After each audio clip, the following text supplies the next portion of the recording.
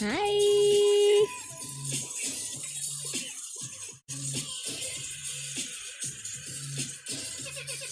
We live, we live, we live. Ah. Okay, okay. I see it, I see it. Yeah. Testing audio, testing audio. Hello, shiny, sparkly people. We are back with another live stream. Just setting things up. Let me get a thumbs up in the chat if you can see me and hear me before we get started. Hello, hello. Testing audio. Highlight Seeker, welcome. Perfect timing. We're just about to get started. I'm just making sure the stream is smooth on all of the platforms. Can't say it because some are a little trickier than others. Thank you. Welcome. All right, let's get started. Looks like we are connected everywhere. Hello, shiny, sparkly followers. I am so happy to be back with you. It's been a bit longer than I would have liked, but that just means that there's more for us to cover in our readings. And oh boy, I'm in a noisy neighborhood, so excuse the noise. But I have so much to cover with pop culture and celebrity readings that you guys have been requesting in the comments, and I'm so excited and eager to get to them. So first of all, hi, I'm Shine, and this is Divine Shine Tarot. I am so excited to be here with you tonight. I have a jam-packed stream prepared for you all, so let's jump right in. Okay, so on my last few live streams, you all requested a lot of readings on the pop culture girlies and divas. Now I'm getting more requests about some of the men. Yes, yes, yes. Thank you, thank you. Something I wanted to do colors for Halloween, but still make it glamorous. So that's my middle ground here. Okay, so let me just focus on what I'm saying to introduce you guys, give you guys an overview to the stream. Lost my track of thought. I'm just looking at my notes here, you guys, for those of you that are just now joining. And then make sure I can still see all of my chats. Okay, okay, all right. Let's take it from the top. Hello, everyone. I am Shine, and this is Divine Shine Tarot. So happy to be back with you guys in another fun celebrity live stream, doing all of the live stream readings that you guys have been dropping in the questions. I have a jam-packed stream prepared for you all, so let's jump right in. Okay, so on my last few live streams, you all requested a lot of readings on the girlies and divas, but now I'm getting more requests about some of the men in entertainment, and I'm not mad. We've kind of been covering guys indirectly because they're linked to the fabulous pop stars I've been reading. Last stream, I did a reading on Blake Lively and her husband, Ryan Reynolds. I mentioned how sometimes I confuse the two Ryans since they're both considered attractive, but one is Deadpool Ryan, the other is Barbie's Ken Ryan. Prior to that, we did some readings on Taylor Swift and her recent fiance, Travis Kelce. Also, I did a quick energy check on Miley Cyrus, who was previously married to Liam Hemsworth, another handsome man in entertainment. So there's all these handsome entertainers connected to the pop girlies we've been looking into. It's a great time to start looking at the boys, do some readings on the boys. Now, on this stream, we'll see what the cards say for some readings you all requested on Chris Evans, Michael B. Jordan. Someone wants to know about Harry Styles and Louis Tomlinson. Let me know if I'm saying that right. Chris Brown, Kanye West, an updated reading on Rihanna. And if we're gonna read Chris Brown and Rihanna, might as well read Drake. Maybe a reading on Nicki Minaj if I have the energy. All that along with any other follow-up celebrity questions that my shiny, sparkly viewers ask during this live. For those of you watching the replay of this recording, you can find the timestamps down below to jump ahead or watch this in 2x speed if you want to enjoy the whole stream faster. And for those of you watching this stream live, feel free to send me your celebrity questions, any relevant pop culture topics or people you're curious about. Remember, on lives, I just do brief readings, not deep dives, since we cover so many different celebrity questions. But if there's anyone you'd like to see me do a full reading on, throw your questions or suggestions in the comments. Now, let's get started with the readings. And remember, these readings are for entertainment purposes only. No facts, no truth, just tarot. Actually, before we start on these readings, since we're checking the energy on several men in the readings later tonight, let's have a little fun first. I prepared some nice visuals for us to play a little game of Who'd You Rather? So kind of like a hot or not, who'd you rather, who do you think is more attractive? While we give people a chance to join this live stream for the CelebriTEA readings. For those on the red app and the purple app, you should be able to see the images. For those of you on the black app, I might just have to describe them to you. Or let me know if you can see them, that would be even better. Hopefully, you already know a lot of the guys' looks by name, and just comment your choice. Or let me know if you can see the images ultimately. All right, so let's get started.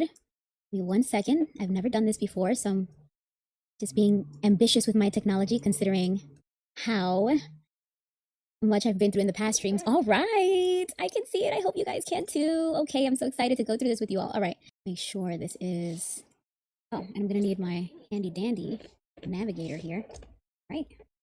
Nice, very nice. Everything's centered. Everything's Namahuchi. All right. Okay, so first, this is a last minute addition and a bittersweet but necessary tribute. We have to start with the recently departed musical artist D'Angelo. Not putting him next to anyone. He's in a league of his own. The hottest of the list tonight, no contest, because, he's fine.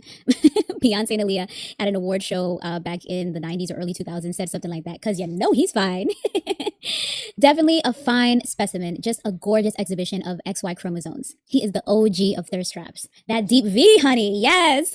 He gave us Ken doll realness in his groundbreaking music video for his untitled song, better known as How Does It Feel, which catapulted him into the spotlight as a sex symbol and icon for the neo-soul listeners of the millennial generation. He unfortunately went to glory last week, gone way too soon at 51 years young. But I'm celebrating the memory of his soulful, timeless music and his hotness that left a lasting impression on me and many others. To this day, no one has ever topped that video for me. That is the bar for a male sex symbol to me. He slayed this with just... Wait, sorry. I have notes and I'm trying to have fun with it, but I'm having trouble seeing everything at once. The chats are flying, the notes are like in and out. Okay. He slayed this with just some straight backs, light jewelry, and a chiseled physique. So vulnerable, so raw, so sexy, so simple, yet brilliant. May he rest in paradise, and wishing peace and unity for his kids and family. All right, let's dive into more fun topics. It's actually like take the heat down a bit. We started off at the top of the tens. Let's take the temperature down a little bit with this next selection. I hope you all can see. Let me double check. So here we have Jordan Lutz, also known as Jutes, versus Benny Blanco. Who would you rather?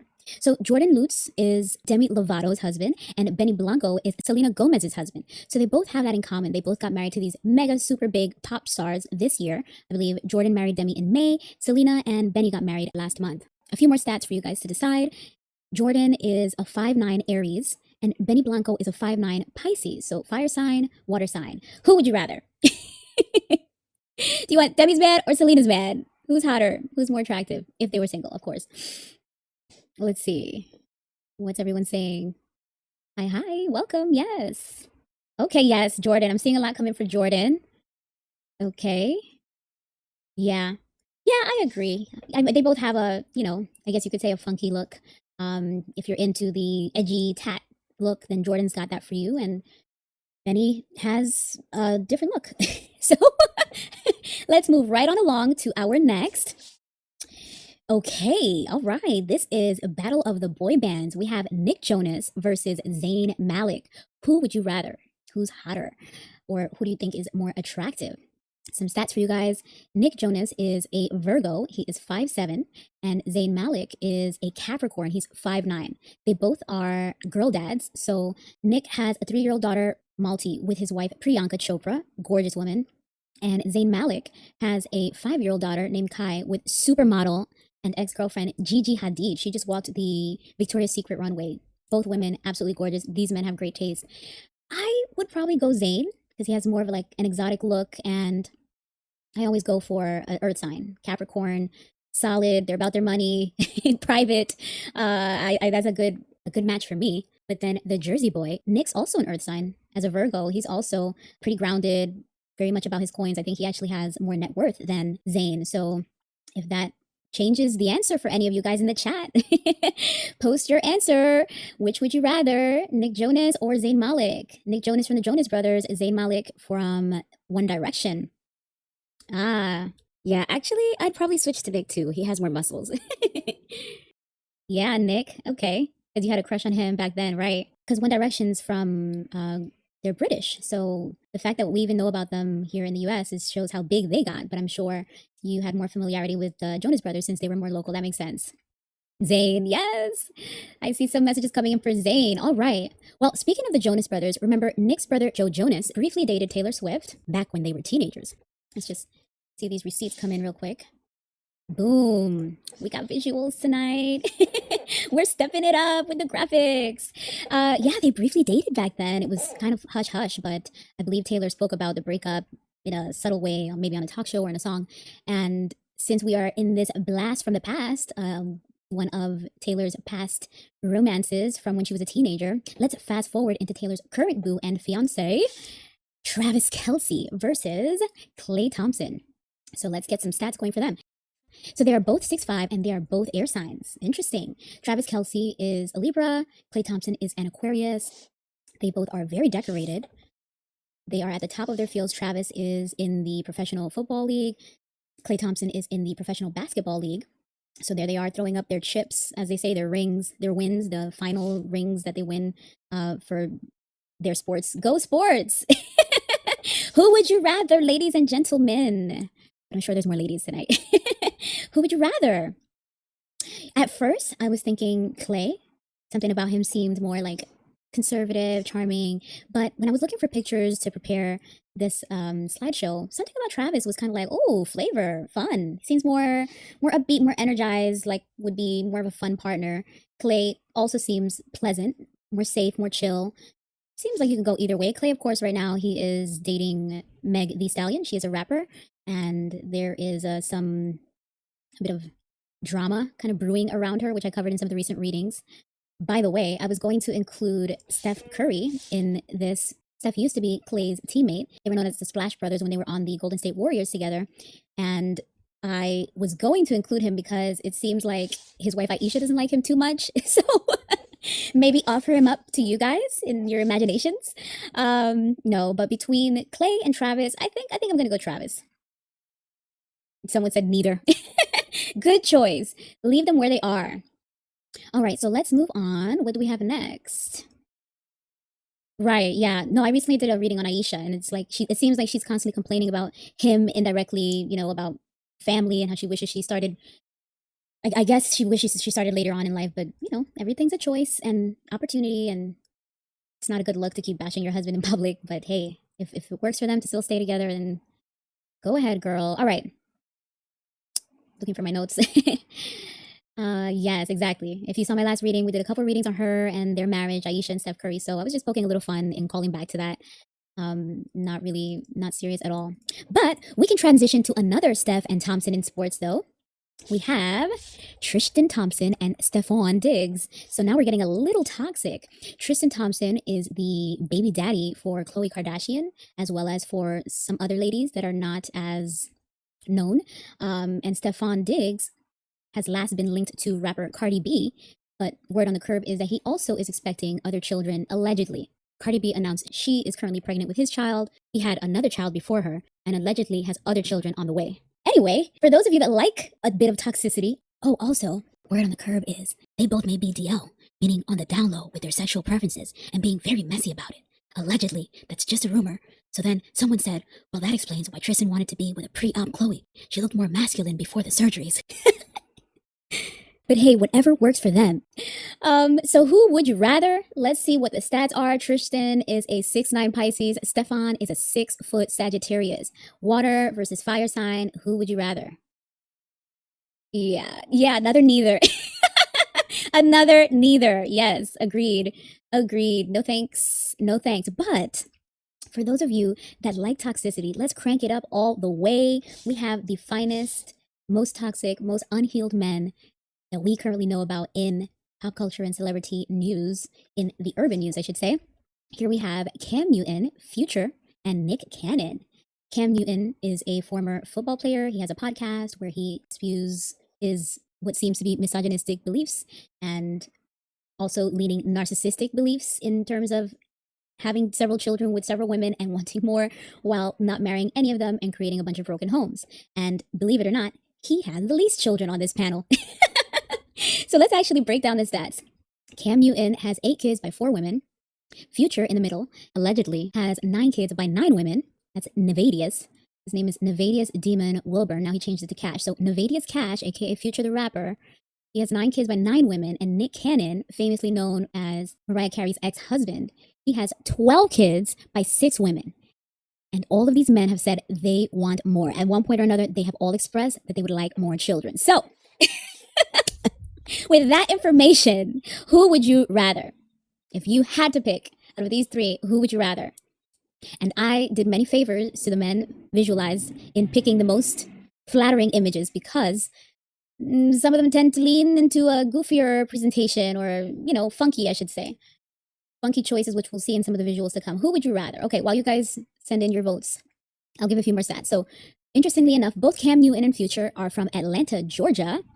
So these are 2 Georgia peaches that are keeping it way too juicy. So Cam Newton is a Taurus. He is 6'5". Future is a Scorpio. He is 6'2", and Nick Cannon is a 5'11" Libra. Originally from California, but he does a lot of recordings in Atlanta. He has a production company that I believe the name of his show is Wilding Out. He hosts a bunch of other different shows. So who would you rather? I would say let's actually do process of elimination, and let's remove the one that seems the most toxic, which, believe it or not, it's, there are levels here. I would say let's remove Future, because Future is Lori Harvey's ex and Ciara's ex. I think Ciara met him when he was at kid number 3, and Ciara had the 4th kid for him. So 5 more kids and baby mamas later, now that he's at number 9, that pattern is proof that he doesn't care. He plans to stay messy and keep it going. So there's no indication of him slowing down, getting serious. And I would say the other 2 men slightly have an advantage in terms of aesthetics. So if it's just down to these 2, Cam Newton and Nick Cannon, who would you rather? Let me see what the chat's saying. Neither. I know. If you had to choose, though, if you had to choose, I choose single. Exactly. I choose single. And they both like to dress very funky. Here's Cam Newton with his more current look. He likes to do a funky hat with the hair popping out. And at one point, Nick was often sporting his turbans. He loved him a turban, honey. So, some find it funky, some find it foolish. It's all about your personal preference and aesthetic. Do you like a guy that dresses a bit more daring, a bit more out loud? Do you like a more classic presentation? Do you think these details are a sign of bigger problems or a sign of the kind of personalities they may have behind the door? I kind of do. I kind of think so. But let's see. If I had to choose, I too would just remain single for the rest of my life. Hard to choose from these. But since we were just speaking about one of Lori Harvey's exes, Future, let's swing on over to look at some more of her exes. Here we have Michael B. Jordan and Damson Idris. Ooh, now these guys, very handsome young bachelors in the entertainment world, ladies and gents. So let's run some stats. So Michael B. Jordan, he is 6 feet. He's an Aquarius. And Damson Idris, he is 6'1". He's a Virgo. Now, Michael B. Jordan grew up in Jersey, so he's a Jersey boy, just like the Jonas Brothers.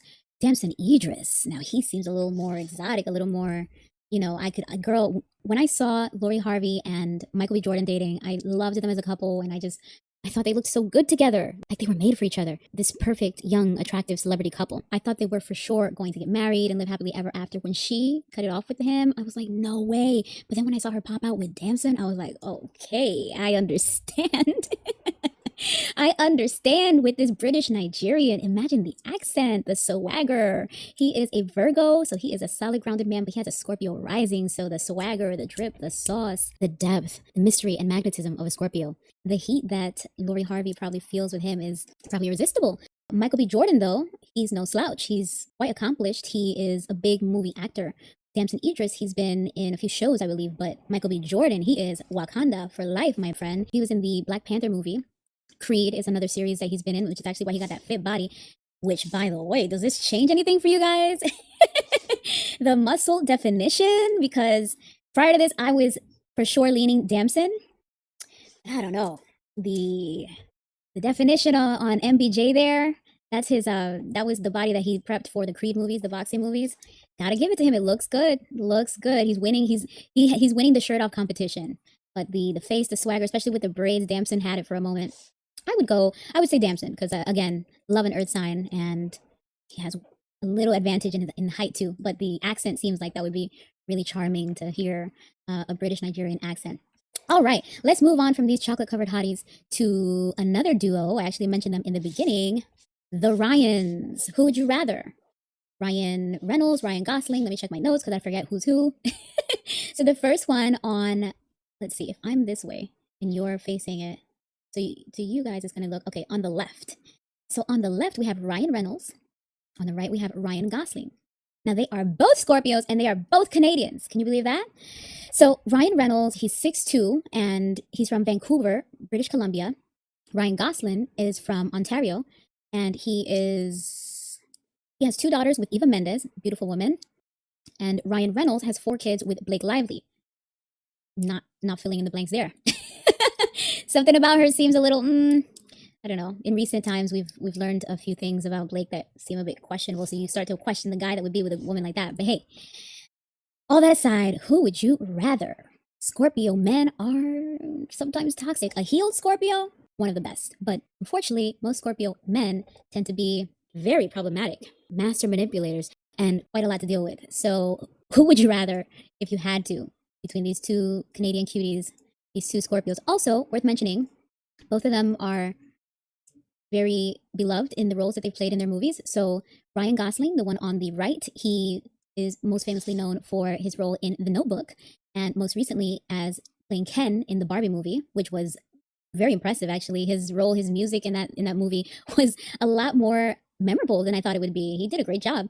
Now, Ryan Reynolds, he's known for playing Deadpool, which is a Marvel movie. I guess that's like a funky superhero. Never watched it, but Ryan Reynolds' style seems to be very quirky. You know, he comes with the quips and stuff. In terms of the coins, it seems like Ryan Reynolds has his bag up. He recently sold his portion of his Mint Mobile cell phone company. 1 second. All right, back after yet another technical hiccup, but we are keeping it going. So, who would you rather? Deadpool Ryan or Barbie Ryan? Or I should say Ken Ryan, the Notebook Ryan. Does this change your choice? Does this change your opinion? Woo! Look at the 6, look at the 8. 6 packs, 8 packs. You know, I'm still gonna go Ryan Gosling because I don't know, there's something about him in the roles that he's played that he just seems more pleasant. Like he'd be more of a sweetheart or a romantic. Ryan Reynolds is a cutie, but there's something about him that seems more like a smart mouth. Like he seems like he might be a jerk in real life. You know, that's not really the energy that you want to be with long term. I mean, some people do, but I would go Ryan Gosling, even though Ryan Reynolds' abs are really popping out real nice here. All right, let's move on from Canadians to Australians.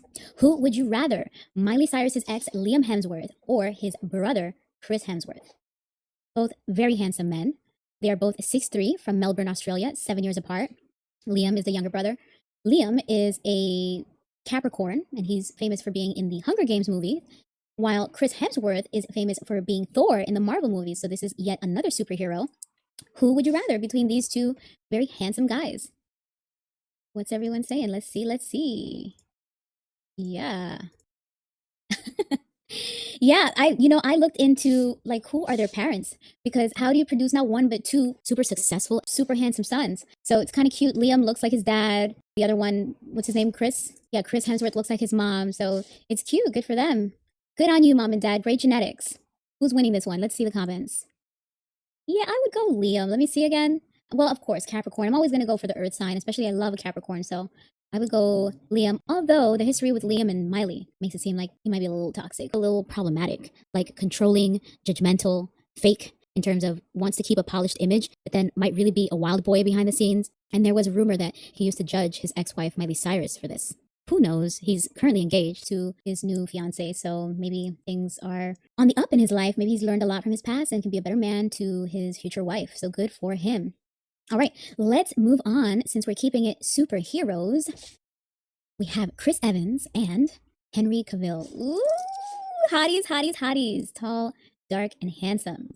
And by dark, they just mean the hair because these men look a bit pale. I tried to add a lot of saturation so that they can pop on my very colorful layout. But who would you rather between Chris Evans, 6-foot Gemini from Boston, he plays Captain America, or Henry Cavill, 6'1" Taurus, British. So he's got that accent there, and he played Superman. Who would you rather? Let's see in the comments. I gotta say, I gotta go Henry Cavill. I mean, he's just stunning.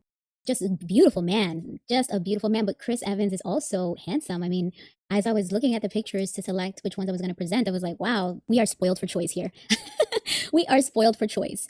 And while a Taurus man tends to be very problematic, I would still go for the earth sign man over the air sign, since Chris is a Gemini and Henry is a Taurus. So my vote is for Superman. What about you guys? Yeah, Chris Evans? Okay. There are no losers here. They are both hotties, cuties. Love their eyes, love the masculine presentation, great head of hair. They're both pretty much the same height. Good choice. All right. One more superhero that we can slip in here.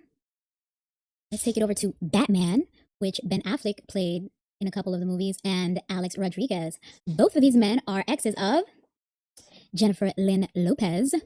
Who would you rather? Ben Affleck, he's 6'2". Alex Rodriguez, he is 6'3". Both of them are Leos, and both of them are J-Lo's exes. Who would you rather? I'll go A-Rod. Yeah, little Dominican flavor. I feel like athletes are more nimble than actors. But let's not, maybe what's his name? Ben Affleck does some of his own stunts in Batman, if he's still even doing those movies. And actually, I saw that Ben Affleck actually speaks pretty good Spanish, especially compared to J Lo. His Spanish was really well done, down to the accent, so that's a plus. I was leaning more towards A Rod because of the authentic Latino foundation, and that means the Spanish is going to be nice. But Ben Affleck's got that in the back pocket too, so we can't count him out there. I say both are a win, but I'm gonna go A Rod. This is we're getting another neither. So J Lo, no one wants your exes. You can have them if you want to do a part 3 with Ben Affleck or a part 2 with A Rod. Go for it, girl. All right, while we are keeping it Latino flavored, let's jump into Maluma versus Bad Bunny. Maluma, he's a musician reggaetonero from Colombia. We have Bad Bunny, reggaetonero extraordinaire from Puerto Rico, Puerto Rican, as T.S. Madison would say. Who would you rather? Let's see, what other stats do I have here? Maluma is an Aquarius, he's 5'10". Bad Bunny is a Pisces, he's 5'11". So 1 inch of difference means not much difference at all. But air sign, water sign, I had a hard time picking one of them because I normally would choose the water sign over the air sign. So I would pick the Pisces, which is Benito, Bad Bunny, over the Aquarius, which is Juan, Maluma. But Bad Bunny does a lot of androgynous, unisex presenting things that I'm just like, ooh, I prefer a more classic masculine style of dress on my man. But there's also a really nice charm to him, a sincerity and humility about him in a lot of the interviews I've seen him in. In Spanish, we'd say, Benito es simpatiquísimo. Bad Bunny is very likable. So I was surprised that I was truly having a hard time deciding between both because Maluma is always hot. I love that he's always throwing the thotty pictures out there for us. Actually, I have one here for you. So who would you rather? Does this change your opinion? Yes, exactly. Bad Bunny did the Calvin Klein ad earlier this year, and Maluma is always throwing up his thotty pics, which I love that when a man is comfortable just showing off his sexiness. Why not? We need more of that in this world, if you ask me. But they both kind of look the same, right? Same idea, tatted up, nice chest, nice ab situation. Who would you rather? Colombian Maluma, Puerto Rican, Puerto Rican, Puerto Riqueño, Boricua, Bad Bunny, who's about to do the Super Bowl in a few months. Yeah, I don't know. Maybe I'll stick with Maluma. I mean, again, Bad Bunny has his charms, but I think the nail polish is a deal breaker for me. All right. Let's move on. Keeping it Latin. Let's take it to these zaddies. We have Ricky Martin and Michele Morone. Ricky Martin, also from Puerto Rico. He's a Capricorn. Michele Morone. Actually, I think it's Michele. I think that's how you say it in Italian. He is from Bari, the south of Italy. So they've both got that muy caliente, hot and heavy Latino man intensity and appeal with the accent and the, what we would imagine to be a very passionate, loving kind of, manly man. Although Ricky's playing for our team, ladies. So let's put that reality aside. Let's just imagine if he wasn't, because he is still one of the most gorgeous men in this world. I was actually surprised that this is the first time that I was able to find someone that's on his level or maybe even greater, because as beautiful as Ricky Martin is, Michele Morone is just wow. He's just such a hottie. I mean, come on. I had some thotty pictures of both of them here, but I think I took it out. It's just, yeah, I'm keeping them suited and booted because these are the zaddies. So Maluma and Bad Bunny were the younger options. These are the ones that are like senior and still slaying. So who would you rather, Ricky Martin or Michele Morone? For those of you that saw the 365 movie on Netflix, you know what time it is with Michele Morone. Hotter than hot, almost too much. Almost too much. But Ricky Martin is a legendary cutie, so hard to choose. Okay, yeah, I see some for Ricky Martin. Okay, Ricky Iki, you are winning. Nope, Michele, you're winning. Get off my man, get off of my man. I kid. Both very handsome men. I think I said, did I say? I think I did say, is this right? This can't be right. It says Ricky Martin is a Capricorn, Michele Morone is a Libra. Interesting. I thought it was the other way around. I hope my notes are right. Maybe I input it wrong. Well, I take that back then. If Ricky Martin is the Capricorn, then I'm going to go with Ricky because you know what I've said all night. I love a Capricorn. I love an earth sign. But boy, oh boy, Michele sure is hot. Sure is hot. All right, let's move on to a pairing that's a bit more controversial. We have, okay, one more of them. Just handsome, very handsome men. Thank you for this beautiful presentation of XY chromosomes. Hats off to you, Ricky and Michele. But let's move into a comparison that's a bit more controversial. Drake and Kendrick. Ooh! Who you got? Who you got? Who you got? Drizzy, Drake, Aubrey Graham, who, by the way, happy birthday, Drizzy. It is his birthday weekend. I believe he just celebrated yesterday. He was at the Dodgers versus Toronto Blue Jays game. They're in the World Series, Subway Series, whatever they call the series at the end of the baseball season. Good for them. And I believe they won too. So go Toronto, go Blue. Who would you rather, Drake or Kendrick? And you know, the controversy is they both had a big rap battle, beef battle last year. I don't know what do you call it? Rap battle? Yeah. They had beef in a rap battle that resulted in a bunch of diss tracks and blah, blah, blah, blah. So Drake is 6 feet, Scorpio. Kendrick Lamar is 5'5", Gemini. Who would you rather? Do, do, do, do, do, do, do. Yes, Drake. Yeah, same. I'd rather none of them, but if I must, I will go big Drizzy Drake. This has nothing to do with if you like their music or not. This is just off who you think is more attractive. So based off their looks, height, success, vibes. If I had to pick, I would go for Drake. So let's see what else I have here. I think that's it. They're both 38, by the way. Interesting. For some reason, I thought Kendrick was a little older. No shade. I just thought, since he's so serious, the maturity, I thought he was a little older. Nice. Well, actually, Drake is officially older now, right? Because as of yesterday, he just turned 39. So hooray. It's your birthday. It's your birthday. That's a Drake song, and I'm just editing out the groserias that I can't say on these platforms. So hopefully you'll recognize it. Happy birthday, Drizzy. And you also won this mini poll of hot or not. So good for you. Or who would you rather? People would rather Drake or no one. So good for you, Drake. But to finish off, I do have one more here. While we are talking about Drake and his peers or competitors in his league, how about Drake and C Breezy? Drizzy versus Breezy. Drake and Chris Brown. Who would you rather?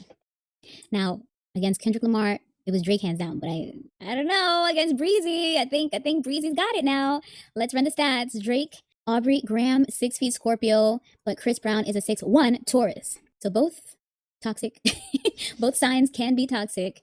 And since they're both musicians in the music industry, you could imagine it's not going to go far. But in all the most favorable, most ideal situations, who would you rather? Drake or Chris Brown? Let's see if this helps you guys change your mind at all or not.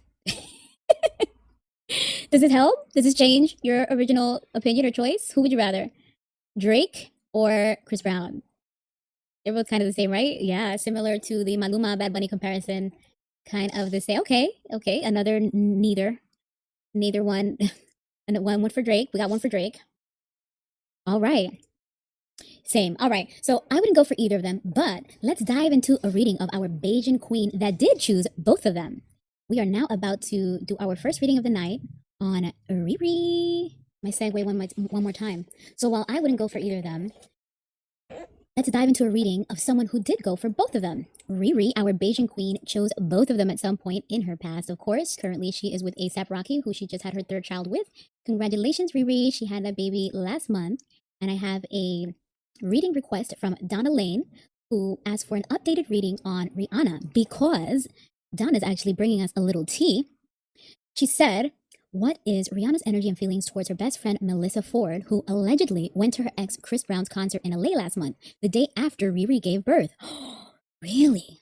For those of you who don't know, Chris Brown and Rihanna have a very tumultuous and controversial history, and the aftermath of their breakup spilled over into the industry, where people took sides, people blackballed Chris Brown, and I don't know where it stands now. So reasonable to have a question about how would Rihanna feel about someone who's supposed to be her best friend going to his concert right around the time that she's giving birth to her daughter. Now let's continue with the tea. Donna Lane continues to say, Melissa Ford allegedly went to Rihanna's ex, Chris Brown's concert in LA last month, the day after Riri gave birth. Donna Lane alleges that Melissa had VIP backstage passes, and Melissa was also there to take one of the first pictures of Rihanna and her new daughter. First of all, thank you for bringing us this tea, Donna Lane. You are on your job, Donna. This is the kind of boots on the ground celebrity gossip that we like to hear. I love how plugged in and active my viewers are. It's a joy for me to see this small but mighty symbiotic community growing and thriving. I love this for us. Okay, so let's do an energy check on Rihanna. And remember, these readings are for entertainment only. No facts, no truth, just tarot. Spirit, how does Riri feel about her friend Melissa going to Chris Brown's concert? And will we see new music from Riri in the future? Hold on, let's see. Yeah, this came out in reverse. Okay, so we see the Three of Wands reversed, which indicates some sort of obstruction that's preventing progress, a blockage or setback, preventing growth or expansion. So let's say you, in terms of a relationship or friendship, you're thinking of taking your friendship or your relationship to another level, expanding upon it, because the Three of Wands is about scaling up after seeing initial success and laying the foundations of a plan for growth, commerce, expansion, taking something that's already working well and taking it further, expanding into more markets, or in this case, growing closer and more deeply invested in a relationship. But in reverse, this card indicates that there are blockages and delays or frustrations around the growth and progress of a relationship. They're stuck. Interesting. Let's see what else we get out. Ooh, okay. We have the 10 of Pentacles, which indicates a sort of challenge to one's long-term finances that disturbs the family foundation, such as disputes around inheritance or, in general, some deep financial instability that threatens long-term wealth. This is maybe a financial failure, maybe a loan or debt that hasn't been paid, something to do with impacting one's wealth or long-term investments. So off of these two cards alone, I'm already starting to think that maybe Riri and her friend Melissa maybe don't have the best relationship at this time. Something stopped them from growing together, and now they're either stuck or possibly growing apart. And maybe it's superficial enough for her to be there for such a moment to take a picture of the newborn, but if Melissa went to her ex Chris Brown's concert, it must mean her and Riri are no longer that close. So it's not viewed as a betrayal or disloyalty to Rihanna, since they can still be cordial and friendly enough for Melissa to be there to welcome the new baby, but they don't have this deep and long-lasting friendship like they once had. I'm also picking up on a wealth disparity, because this 10 of Pentacles could also mean a lack of resources. Maybe Melissa's not able to keep up with Riri's billionaire budget and lifestyle, and the demands and expectations that come with that. So that financial limitation may have caused some strain between them, because I imagine for Melissa to be included in most rich and fancy things, Riri would have to pay to include her. And even if you've got it, that starts to feel one-sided and draining after a while. So that may have become a problem in their friendship based off of these cards. So far, it looks like there are some blockages in that relationship, some hindrances or interferences, delays, misunderstandings. Their friendship didn't turn out as they had expected or would have liked. Things didn't quite go as planned. There's some interference or disruption to whatever their friendship could have been long-term. Whatever closeness they had built, their relationship is now either blocked, paused, stagnant, unstable, or regressing. Let's continue here with the cards. Okay. 2 of Pentacles indicates someone's also really busy. Someone is spread really thin, and they're juggling a lot of things of value. It feels like this is actually Riri, who has a lot on her plate anyway, so she probably can't be bothered with ramping up a friendship with Melissa to parallel or match how they used to be. We used to see them in the paparazzi shots, always enjoying a night out on the town, and I guess now that Riri is a mother of 3, she doesn't really have the time to entertain that kind of friendship anyway, so that's naturally, not that they're growing apart, but they're not necessarily investing and building up their relationship to where it would be growing and expanding, growing closer and investing deeper into the relationship to make it more long lasting. And instead, as I said earlier, regressing, because Riri's busy juggling a lot and spread thin. Let's see. Ooh, wait a minute. Who's not talking?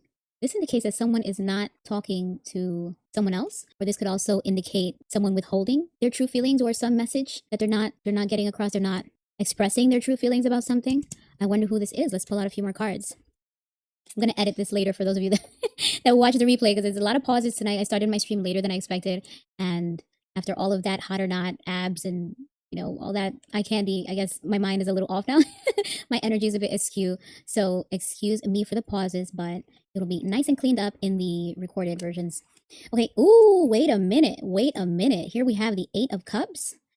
Okay, so the 8 of Cups indicates someone walking away from something that no longer emotionally fulfills them, something that no longer serves them, a relationship, an emotional connection that once meant a lot, that once held a lot of value in someone's life. Now it's time to walk away from that, experience a spiritual awakening, some soul searching, seeking something better, even though you don't know what better is.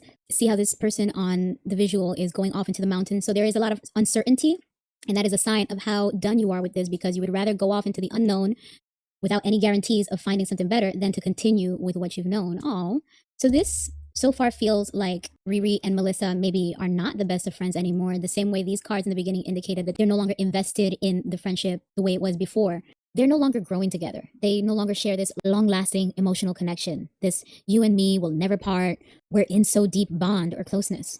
It's, again, Riri is so busy. She really can't be bothered, but also once people stop putting in all of the effort into a relationship, then yeah, naturally people drift off, people drift apart and start seeking something more, something better. Maybe Melissa doesn't have kids, and so she still wants to live a vivacious life, going out, trying to find her person. And Riri's on a different page, and so maybe they are no longer matching, and naturally everyone's going to go do what's best for them. So it's bittersweet because we saw how close they were back in the day, but we also know that people change in life, people's circumstances change, their priorities change, they have to reprioritize, things constantly evolve, and that's just a part of growing and being adults. Adulting. Everyone's life is going to change once you have not just one kid but 3 kids. So disappointed but not surprised to see that. Yeah. King of Cups reverse. This is someone who lacks emotional intelligence, maybe even volatile, moody, unstable. So it's like someone that is emotionally unpredictable and inconsistent. Someone that pops off, or that you don't know what version of them you'll get. So you may feel like you have to walk on eggshells with them because they may get triggered easily. They may be very self-serving or manipulative. Someone that's they're not very compassionate, like they're not very understanding to a situation. And I'm sorry to say this, but this is a Pisces card. Riri is a Pisces. I don't know what Melissa's sign is. This might be Riri not necessarily being so understanding or patient with Melissa because of the history that they shared, and the expectation that they probably had on each other in terms of loyalty may have not been met anymore. Maybe things started to feel one-sided.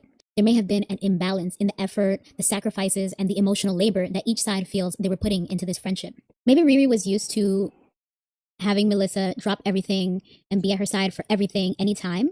And maybe there were moments where Melissa needed Riri to do the same, but she couldn't because she's so busy with her kids and whatever she's doing with, she has her Fenty Beauty, and, Rihanna does her stuff to get her coins, and she's building her family. So something's telling me there was an imbalance there where maybe Melissa felt that she was giving something that she wasn't getting. And so Melissa changed her role in the friendship in terms of, all right, I'm going to meet you where you are. You can't give me immediacy and priority or availability, then neither can I. And so maybe that's part of what caused them to grow apart. But it seems like emotionally, maybe Riri didn't have as much understanding, compassion, and patience for that. She probably expected Melissa to continue to be the one making more sacrifices and being there for her because Melissa probably doesn't have kids as yet, or doesn't have as many kids or as many demands on her. And that may be part of what caused any rift in their friendship, which again, it doesn't really seem like a huge blow up and separation, because if Donna Lane is correct in saying that Melissa was there to take pictures of Riri's new baby, then that's also a lot of access for someone that you no longer are friends with. So I would say that they must be friends if she has access to her like that.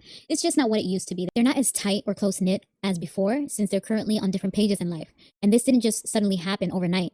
It seems like their priorities gradually shifted over the years. And someone's not as available, invested, or as reliable as they used to be. So that changed the dynamic of the friendship.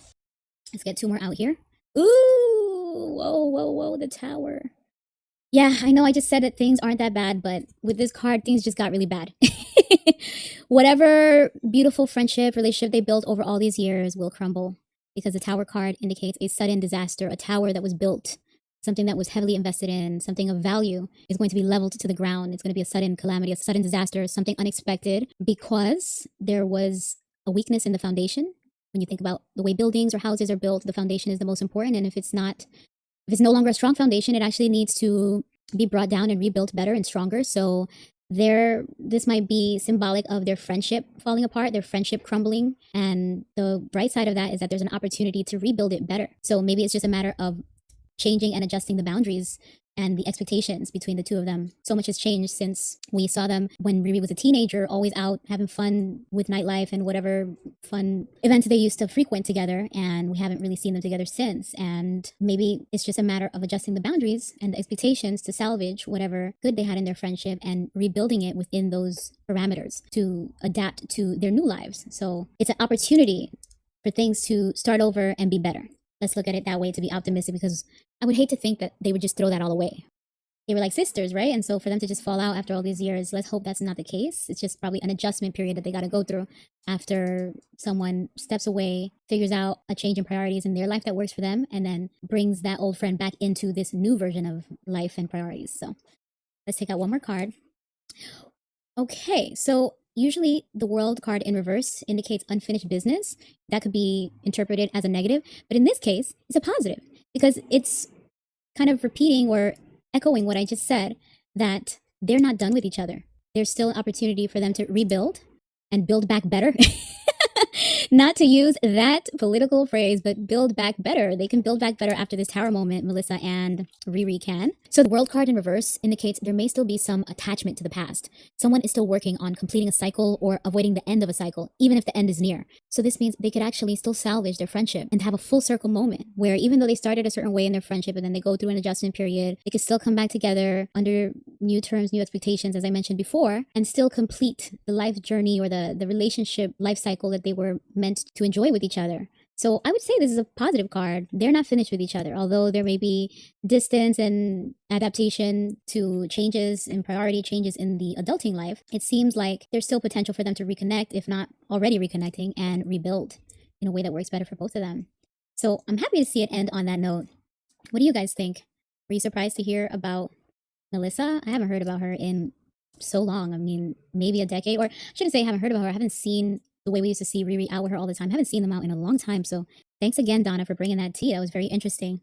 And actually, I want to also pull a few cards out to know, will Riri give us new music ever again, or sometime in the future, or never? Is it a matter of time? How's she feeling about music? Let's shuffle the deck and get a few cards out for that. Spirit, will we see new music from Rihanna in the near future? Will we see new music from Riri in the near future? Or let me know what is coming for Rihanna, Spirit. Let's see. Okay. Oh, wait a minute. So we have here the Ace of Pentacles reverse, which indicates financial failure, missed opportunities, some sort of financial loss. So maybe this is saying that Riri is not very incentivized to continue doing music because it doesn't pay her as well as her other business ventures. Or this could also indicate a debt. Maybe she has to do more music to complete a deal or a debt, an agreement, perhaps. Let's pull out a few more cards and see what they say. Wait, there was this stack.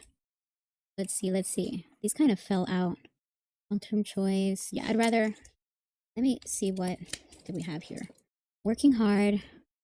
And we have the Hierophant. Okay, this feels more like this is a part of this reading.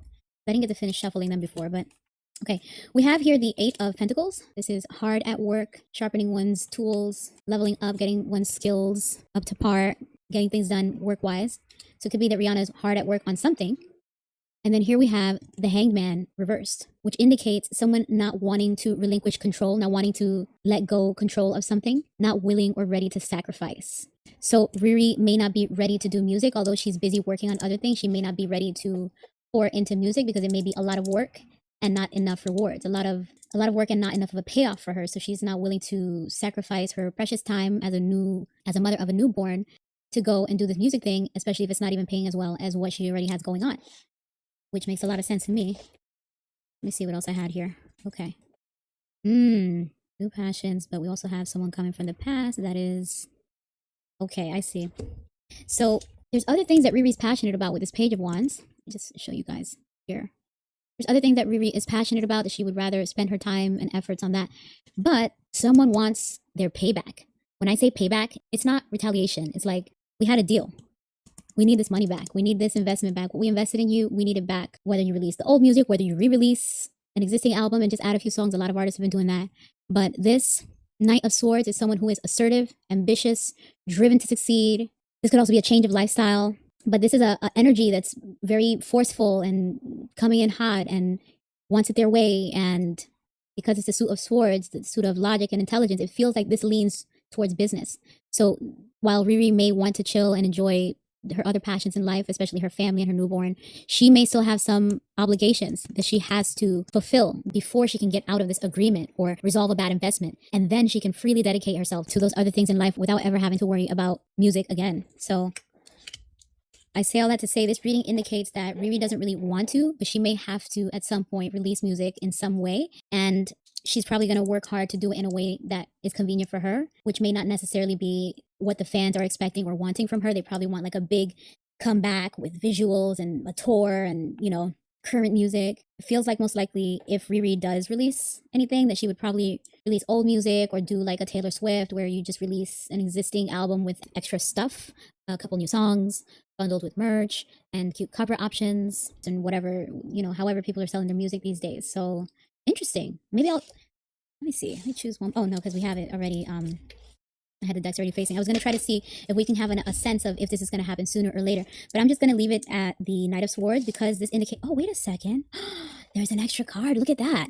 So this is the Five of Swords reversed. And this indicates a willingness to go along to get along after a series of conflicts where no one was really winning. Now there is an agreement to let bygones be bygones and come to a compromise in order to get on the other side of something. Alternatively, this could also mean reopening old wounds. So now I'm curious, since it comes after the Knight of Swords, because I was originally going to ask the cards, could we expect music from Riri relatively soon, or would this be later on?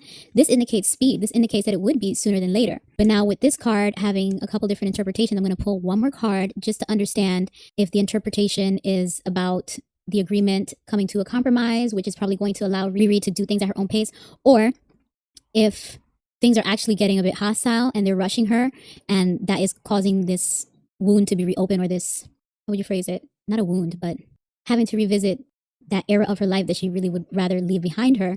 It may be a contractual obligation that she can't get out of. So let me pull one more card for that. I'm running out of space here. Let's see. I like to keep all my cards visible so I could refer back to them. Okay. Okay, Spirit. Could we expect... Oh, I did it wrong. Sorry, it's hard to shuffle without looking. I usually just look at the screen to make sure I'm staying in frame for you guys. So, now my cards are all over the place. Let me get it right. Okay. Okay. Let's go with another nice riffle shuffle. All right. Much better. Spirit, if Rihanna is releasing music, could we expect it sooner or later? And can I get a clarification on this reversed Five of Swords? Okay. Ooh, wait a minute. Wait a minute. Three of Cups reversed. So this indicates that something to do with socializing or a group, a community, it's not working out. So if we were to think about this in terms of relationships, it's like, oh, someone might be prioritizing their personal life too much over their other obligations, creating some sort of imbalance. Or this could also be someone's community or whatever group they belong to no longer serving them. The social group may have gotten too gossipy or negative or draining. There may be an overindulgence in socializing and personal life, or someone is feeling antisocial at this time. So now it's giving me the sense that the secondary interpretation that I had of this reopening a wound, basically the sense of urgency that Rihanna's business associates might have in connection to her music. They actually may be pushing for it. They actually may want her to take a break from her personal life and fulfill whatever obligations they have, because again, the Knight of Swords indicates a level of haste. He's about that action. Someone rushing, someone wanting to get it done with speed, with force. And this Five of Swords in reverse, instead of it being interpreted as a peace offering and compromise, we're looking at now as reopening wounds because of this Three of Cups in reverse, indicating some sort of problem with one's prioritization of their personal life or social networks. So I'll just pull out a couple more there. Wow, yeah. It's so interesting that every time I'm about to end a reading early, but then I keep going, I see so many cards that are like, wow, I'm glad I kept going to get a clearer picture, because the story really just began right after I was going to, cut it short thinking we already had the answers. But no, this Six of Cups in reverse indicates that something about the past is lingering, not in a positive way, because upwards the Six of Cups indicates nostalgia, someone thinking about their childhood, their past, their childhood home, or someone that they knew from the past, maybe even revisiting their hometown. But Six of Cups in reverse, we can take that same connotation with the past and just spin it into a negative. So someone is not remembering the past favorably. Rihanna probably does not want to return to the hectic schedule of being a musician, especially now that she's a mother of three with a newborn, and she finally has the daughter that she's always wanted for a while. So there seems to be a conflict of interest between what Rihanna wants for her life and what the demands or expectations of her business associates are. I'm just going to move this reading away, since this was about Riri and Melissa, so that I can make some space here. Okay, we are back after a quick interruption. So as I was saying, I was just making room for these cards here, since we got a bit more information, and I kind of want to pull a few more cards, since this is revealing a message that I wasn't expecting. But let's see, I believe I was asking, if we see new music from Riri, will it be sooner or later? But what I'm seeing is, sorry to say it, but a bit of dread, like Riri not wanting to return to that, even though there's financial obligations and agreements and expectations, business needs and expectations. It's something that Riri's kind of over that past or that chapter in her life and would like to focus on her new passions, her new priorities. Ooh, wait a minute. Yeah, this came out in reverse. The Devil card in reverse indicates an ending of an unpleasant experience or recovering from one.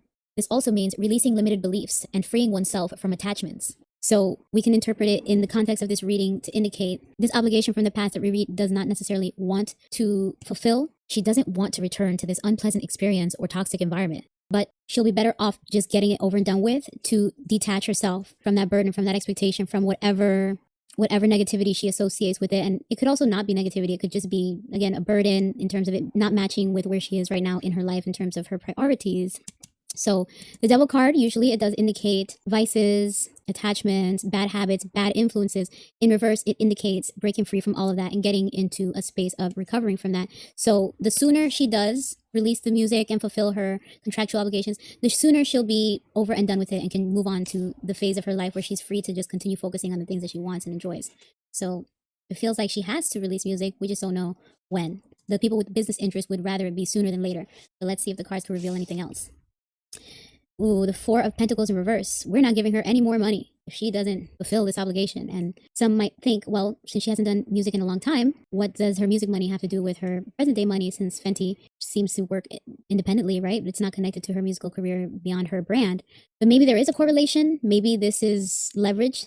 They'll withhold some finances, or they will remind her of a debt. And this indicates, the Four of Pentacles reverse usually indicates a level of greed and conservatism with money that's unhealthy. So whatever financial powers may be that have any control over Rihanna's current business ventures, they might leverage some of that in order to get her to do the music. And that's why, again, she'd be better off doing it sooner than later so that she could break free from that deal, expectation, or contract.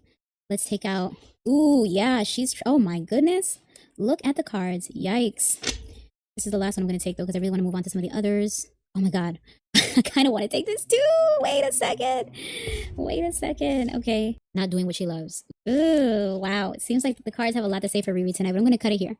So we have the Eight of Swords, which indicates someone being stuck or feeling trapped in a situation of their own doing. So in a reading like this most likely indicates a contract, which from the very first card, I've indicated that was my interpretation. Riri has some obligation to fulfill, even though she doesn't want to. She doesn't want to return to that industry or lifestyle that she was once a super mega pop star in. But the sooner that she gets this done and over with, the sooner that she could move on to her more calmer life. Because here we have the Six of Swords. Now, the Six of Swords, yes, it's moving on from choppier waters to calmer waters. But also when we see the swords, this indicates someone carrying traumas, that even though you're leaving a painful situation or you're leaving regrettably, you still carry some trauma, some impact from that experience. You didn't want it to end this way. You would have preferred to make it work, but your hand is forced because whatever situation you're leaving, it was too toxic, it was too distressing to remain in. I also want to bring your attention to the image of a parent and a child here. You know, since Rihanna is very family focused at this time, being a mother and a nurturer seems very personalized to her. So in order to protect her family life, she's going to have to make some tough decisions to separate from something in a way that she didn't necessarily want to. I don't think it has to be that dark and heavy. It could just mean that she may have to do the music sooner than she would have liked to in order to get her family into a calmer lifestyle sooner than later. So interesting to see all of that. And I highlighted that because then we have the Empress card here, which indicates fertility. Babies. Riri is about her babies right now. She is a mother and she is enjoying all of her bouncing bambinos. She just had her first daughter, but that follows two sons. So she now has three. Maybe she's thinking about a fourth because this Empress card can indicate a pregnancy, but it also generally indicates abundance. So this could also mean a new album, putting something out there into the world that was a labor of love, something creative, something that required confidence and nurturing. So either way, Rihanna will be giving us something, I would say, sooner than later, because again, the sooner that she frees herself from this, the sooner that she can move on to peace, calmness, and break free from whatever attachments and financial expectations, obligations, and demands are on her for this music. Just again, for the Riri Navy, don't expect it to be super fresh, cutting edge music. Most likely it'll be some older stuff from the past so that you could just get it done. Interesting. Wow, I didn't see that reading going in that direction. What do you guys think? Do you guys still even expect or want new music from Rihanna? Rihanna's songs are classics, right? Just fun to sing in karaoke. They still sound good in the club or the bars, wherever you guys are hearing music these days. I want you to love me like I'm a hot ride. That's the Riri song that just came to mind. All right, all right. Well, since we just did a reading on Riri, let's follow up with Donna Lane's other requested reading on Chris Brown, Rihanna's very famous, very talented ex from her teenage years. They were both teenagers. I believe Riri's 1 year older than him. Spirit. Oh, wow. What can you tell me about Chris Brown, Spirit? Let's get a reading on Chris Brown. He just finished his tour last month. And recently in the news, there was a former songwriter or producer named, I might be getting wrong, but I believe his name is Kevin McCall or something, that was complaining about how he expected a payment from Chris Brown for old work around that Deuces era. And that not getting that payment, I believe it was for $25,000, not getting that payment has set his life back so much that now he's on EBT, which is a program for food stamps. That is a supplementary food program in the United States that helps people with low income to secure food and nutrition. So he was on a podcast recently. Kevin was, or what's his name? It starts with a K, something McCall, K McCall. I'm going to call him K. He was in a podcast complaining that he's in such a bad financial situation. I think he was even crying. And, unfortunately, because our internet is so unserious, people mocked him and we kind of became a big deal. I believe Breezy even posted something a bit shady saying, let me just pay attention here. This was 6 of Wands, in case it comes back out once I start the reading. He said something about how you can't walk over burnt bridges, in terms of saying that Kevin must have burnt that bridge with him a long time ago. So don't come crying for money now just because you see that I just finished the very successful Breezy Bowl tour. Chris Brown just completed a 5-month tour. He started it in Europe, then he came to the US, and literally maybe a week or two ago, he just did his last show. And, they're saying that it's his highest grossing tour. And that's a big deal because ever since the Rihanna thing, there was such a big effort to blackball him. Oh, the star. Interesting. He's definitely a superstar. Very talented. So interesting that we're now going to do a reading on Chris Brown, who I've always wanted to do a reading on at a time that there actually is news around him. When these celebrities that we are interested in, when they're actually in the news, it feels like the energy is more accessible. Like there's more that the cards can tell us about them versus someone who's more dormant. Later tonight, I'll probably do a few readings on people that I haven't heard about in a while, like Chris Evans, because someone requested it. But I say all that to say that usually when the celebrities are more current, they're a part of the current events, then we get more, it feels as the intuitive and the tarot reader, for me, it feels like their energy is more accessible. The cards have more to say versus someone that's more dormant and maybe shielding or protecting their energy. So with all that background, let's see what the cards have to say for a reading on Chris Brown, Spirit. What can we learn about Chris Brown? What's to come for Chris Brown in the near future, Spirit? And for those of you just joining us, I'm in the middle of doing a bunch of CelebriTEA tarot readings requested by my lovely shiny viewers that leave comments on my videos. And I do these live streams to address a big chunk of them. Right now we are about to get started on a reading on Chris Brown because we just did a reading on Rihanna. So Spirit, what can you tell me about Chris Maurice Brown? Christopher Maurice Brown, what is to come for him? Did that flip? It did not. What is to come for Christopher Maurice Brown, Spirit? Let's get some cards out. I like it when it pops out because then it feels like it indicates that it's meant for them. Let me just energize the deck a bit. Do another riffle shuffle. How's everyone doing? I'm looking at the comments. Hola, Kiri Tattoo. I hope I said that right. Kiri Tattoo. Hola, hola. Welcome. Thank you. Let me look at the other chat before I get into this. Yeah. Okay. All right. Let me get my notes back up. Spirit, what message can you show us about Chris Brown? What's to come for Chris Brown? What is to come for Chris Brown, Spirit? Let's get a reading on Chris Brown. Let's see some cards come out for Chris Brown. There's too many that popped out, so let's keep shuffling here. What can you tell me about Chris Brown, Spirit? Uh-oh. The fact that nothing's coming out, that's weird. That indicates that his energy is not available. Did anything flip over? Okay. No? Well, let's see. If it's too many, then I can't. Okay, let's see. Because I've heard that about Chris Brown, that some readers have been having a hard time trying to get a reading on him. Did it come out upright? Yeah, it did. Okay, so here we have the 7 of Pentacles, which indicates someone looking to see the returns on their investment. You've put in the work, you've invested money, time, effort, and now you're waiting to see the results of your labor, the fruits of your labor, I should say. You're waiting to see the fruits of your labor. You're waiting to see things in full bloom. You may even be recalculating or reevaluating your plan to make sure that you are on the path to getting the outcome that you seek. So I would say this indicates that Chris Brown is on the right path in terms of being productive, getting his money up, making the best use of his talents and his potential. It's a good card to start the reading with. And this is an even better card to see in this reading. This is the Wheel of Fortune upright.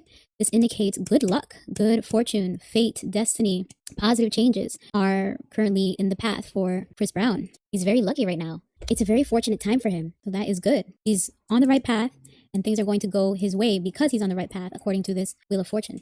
As I'm editing this, I can now see that these two cards actually first came out in reverse. The Seven of Pentacles reversed would indicate frustration from a lack of progress despite one's investments and efforts. And the Wheel of Fortune in reverse indicates a time period of bad luck.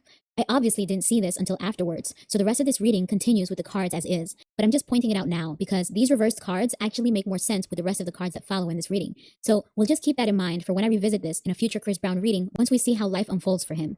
And remember, these readings are for entertainment only. No facts, no truth, just tarot. But then we have this Queen of Pentacles, and for whatever reason, as soon as I saw this, it felt like one of the mothers of his children or... Usually, the Queen of Pentacles is someone who is very nurturing, protective, abundant, resourceful, practical, has good work-life balance, a motherly figure who's very supportive, very generous. But in reverse, this indicates a work-life conflict.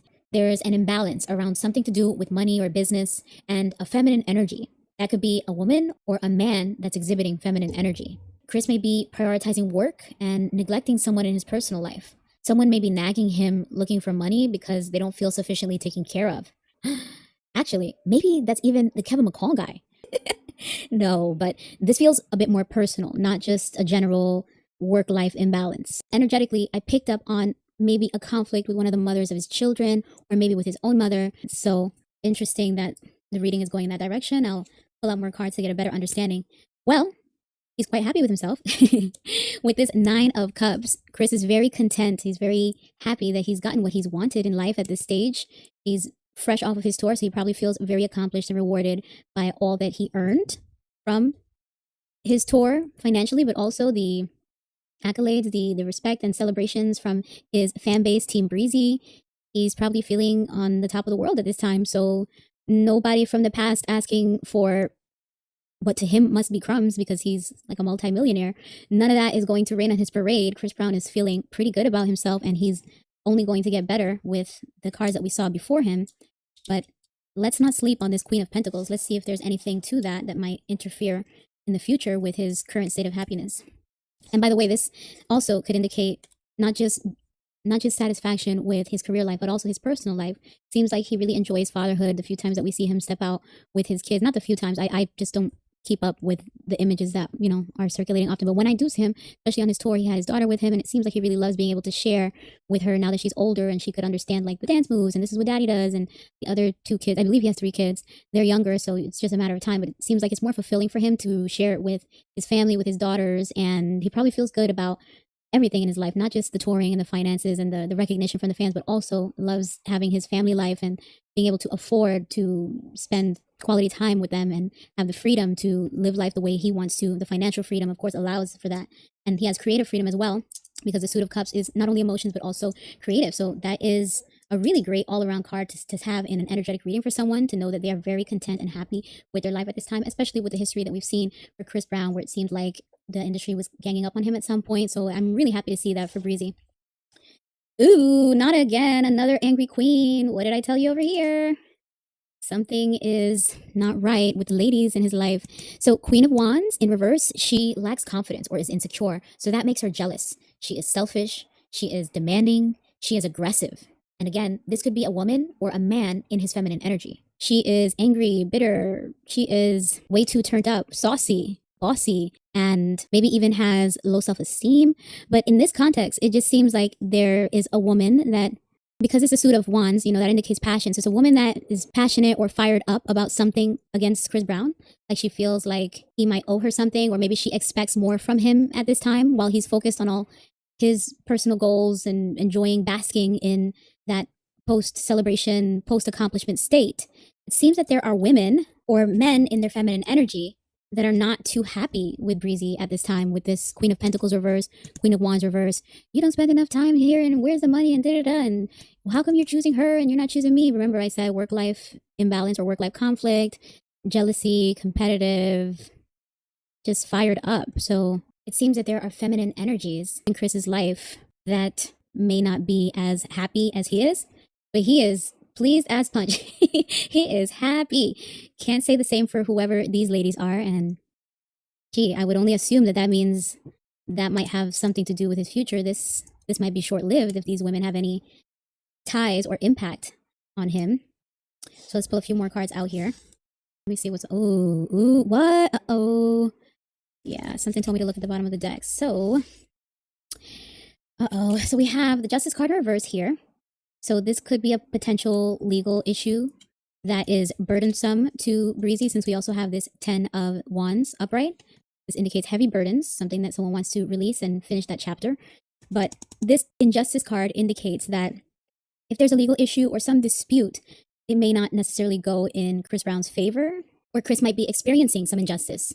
I was definitely joking when I said that this state of happiness might be short-lived, but now that I'm seeing the cards, it kind of is indicating that there's something brewing. And because of this visual, I would say this is not a small case that's just going to go away. Whatever this case is, and because it follows the Queen of Wands, a woman that's fired up, maybe wants to talk and she wants to do more than talk. She wants to explode. She wants to tell it all, like Usher. If I'm gonna tell it, then I gotta tell it all. There is someone that wants to be very aggressive and bold about communicating exactly how she feels in regards to something that has to do with Chris Brown and his priorities and whatever her expectations were. And it might evolve into a legal case that is cumbersome. It's not going to be something easy to get it dismissed. I think Breezy had a legal hiccup earlier this year in the summer when he started his tour in Europe, and that was dismissed. That was like something old that the people that were charging him didn't have any concrete evidence, something like that. He was able to walk out in his very handsome Navy Hugo Boss suit and gorgeous black and white Prada penny loafers unscathed. But this legal situation, it seems like there is more to it, because again, someone's really fired up and someone might want a coin for something. This Queen of Pentacles, I want to remind you about her. Queen of Pentacles reverse that we got earlier on. So I was joking when I said that, because I definitely don't wish that on Breezy. I actually want him to enjoy this stage in his life, but unfortunately, the cards are saying that there might be a heavy legal burden to come for Breezy in the near future. And let me just get one more card out. Ooh. I mean, yeah, I know that came out. Okay. I'm trying to cut this reading short because I want to have a long list of readings to get to tonight. So basically, from what I'm seeing, there's a resistance to an ending. This is a painful ending. Something has to come to an end. No matter how much more is invested into it, it cannot be salvaged. Spending more time in this will just be self-sabotage and prolong the suffering. So it needs to end in order for progress and for healing and for transformation, learned lessons. All of the positive things will come once this thing comes to an end. But this indicates a resistance to that ending. Let me just also show the card here. This is the 10 of Swords. But we have it in reverse. Let me show it here as well. Put all this down. Well, no, because then I'll lose my train of thought, because I saw a series of cards here that I want to go through. So there's a resistance to this painful ending, as you see the body there with the 10 daggers in his back, 10 huge swords. And it's in reverse, so that indicates the resistance to that, which usually this is something that needs to end because it causes pain, because it is so demanding and draining in someone's life. So this could be a relationship. This could be a agreement. Maybe there's a custodial agreement. Maybe this is even related to business. I mean, it seems like Chris Brown runs his business very independently. So I'm more inclined to think that this is something about a personal relationship, because of the cards that we saw earlier on with the two reversed queens that started to feel energetically like it was about some women in his personal life. So maybe there's a relationship or an agreement that needs to be finalized, or something that needs to come to an end in order for there to be peace and progress and step into a different chapter. But there's a resistance to that. And this Lover's card in reverse indicated that I'm on the right path in terms of thinking this has something to do with his personal life, love life, maybe a woman that was scorned, maybe someone that wants retaliation, someone that felt they weren't getting the same attention as another woman, or if it's one of the existing baby mothers, maybe she felt like she should get, it could be a schedule that she expected from him that he didn't meet, or, whatever custodial agreements can dispute. It seems like it's unsatisfactory, and there's like deep passion behind wanting to dispute it. So I again say that It's bittersweet that this positive time for Chris Brown, where he's seeing the fruits of his labor and enjoying the state of his life at this time, is going to be short lived, because although he wants to focus on his passions and his kids, because this Page of Wands indicates the young, youthful energy of people that are enthusiastic and motivated to get started on some new creative idea or some new passion, he'd rather use his positive post celebration, post accomplishment energy into pouring into himself and his family and his kids and all the things that bring him joy. There are other things, external forces, as well as relationships or contracts and agreements that are requiring Breezy to unfortunately step out of this positive energy and enter a difficult dispute. And I think we'll leave it there. There's something about lovers scorned. I kept saying, I saw it from the very first queen. There is an ex or an old flame, or maybe this could even be a woman that he's going to meet. Who knows? But it seems like, look, lack of teamwork. The social network is not, all the socializing is not working in his favor. So it could be working against him, fraternizing with the ladies or whoever he meets on the road. I mean, we don't know how he conducts himself. We can only assume by how musicians and rock stars conduct themselves. You imagine that they are entertaining several different love interests, or you would say flings, and that leaves room for people that could get mad. And instead of working for you, they'll be working against you with this Three of Pentacles. It's not teamwork. It's a disturbance to, someone's efforts to progress in whatever work they're doing in their life. So we'll leave it there. It's unfortunate. I hope it's not true for Chris Breezy. They can never make me hate you. He is so talented. He is, I think, one of the biggest talents of our generation. And it's unfortunate that he has had such a tumultuous life in the public eye, as well as, behind closed doors. But I'm glad that at least for now, he's in this space of enjoying whatever he has accomplished and been able to do for himself. And I hope that whatever awaits in the future, legally or with this feminine energies that want to dispute something, that he'll be able to resolve it. And maybe it won't even go that far, although the Ten of Wands indicates it will go, it may go pretty far, and it may be a very painful ending. So prayers for Breezy. Good luck, Chris Brown. See how you run it, believe I can run it. Such a great dancer, singer, actor. Would love to see him in a role again, in a movie. That'd be cool. He's so good at everything. So hopefully he can continue to live out his creative dreams and goals. All right, let's switch off into the birthday boy, Drizzy Drake. I have a question here that's asking about the Drake lawsuit.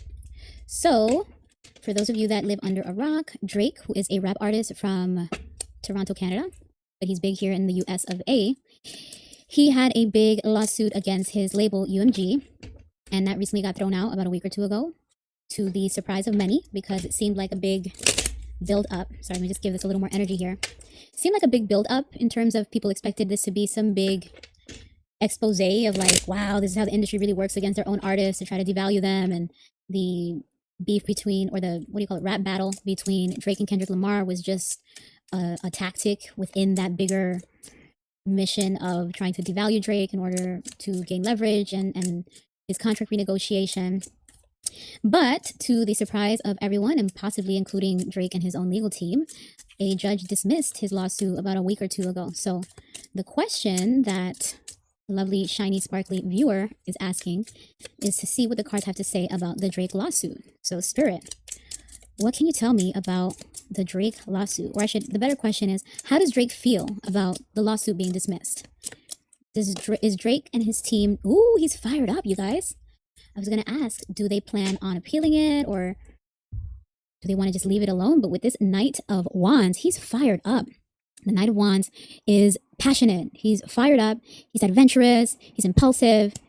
Drake is not done with this at all, or at least his legal team is not. They are probably going to go back even harder if there is an appeal process for that, because they want their coin. They want their coin, not necessarily like a dollar amount, but in terms of the value. Because again, as I explained in the mini intro for this reading, there was a dispute between, or the case that Drake's lawyers brought against Drake's existing label UMG was about them devaluing him. So this Queen of Pentacles in reverse indicates that Drake values his reputation and his value in the market, and he values his business. So he wants to get that back on track in terms of coming out on top in this. And his version of coming out on top may not necessarily be as specifically financially, but more so clearing his name somehow so that he could. Right. So as I was saying, this indicates Drake wants to right the wrongs that he feels have been done in terms of the grievances that he has about them trying to devalue him in order to gain favorable terms in his contract renegotiation, while at the same time damaging his brand and image by amplifying the diss track from Kendrick Lamar in the beef that circulated some very unsavory accusations. The argument was, is that defamatory, or is that just the nature of diss tracks in a beef battle, a rap battle?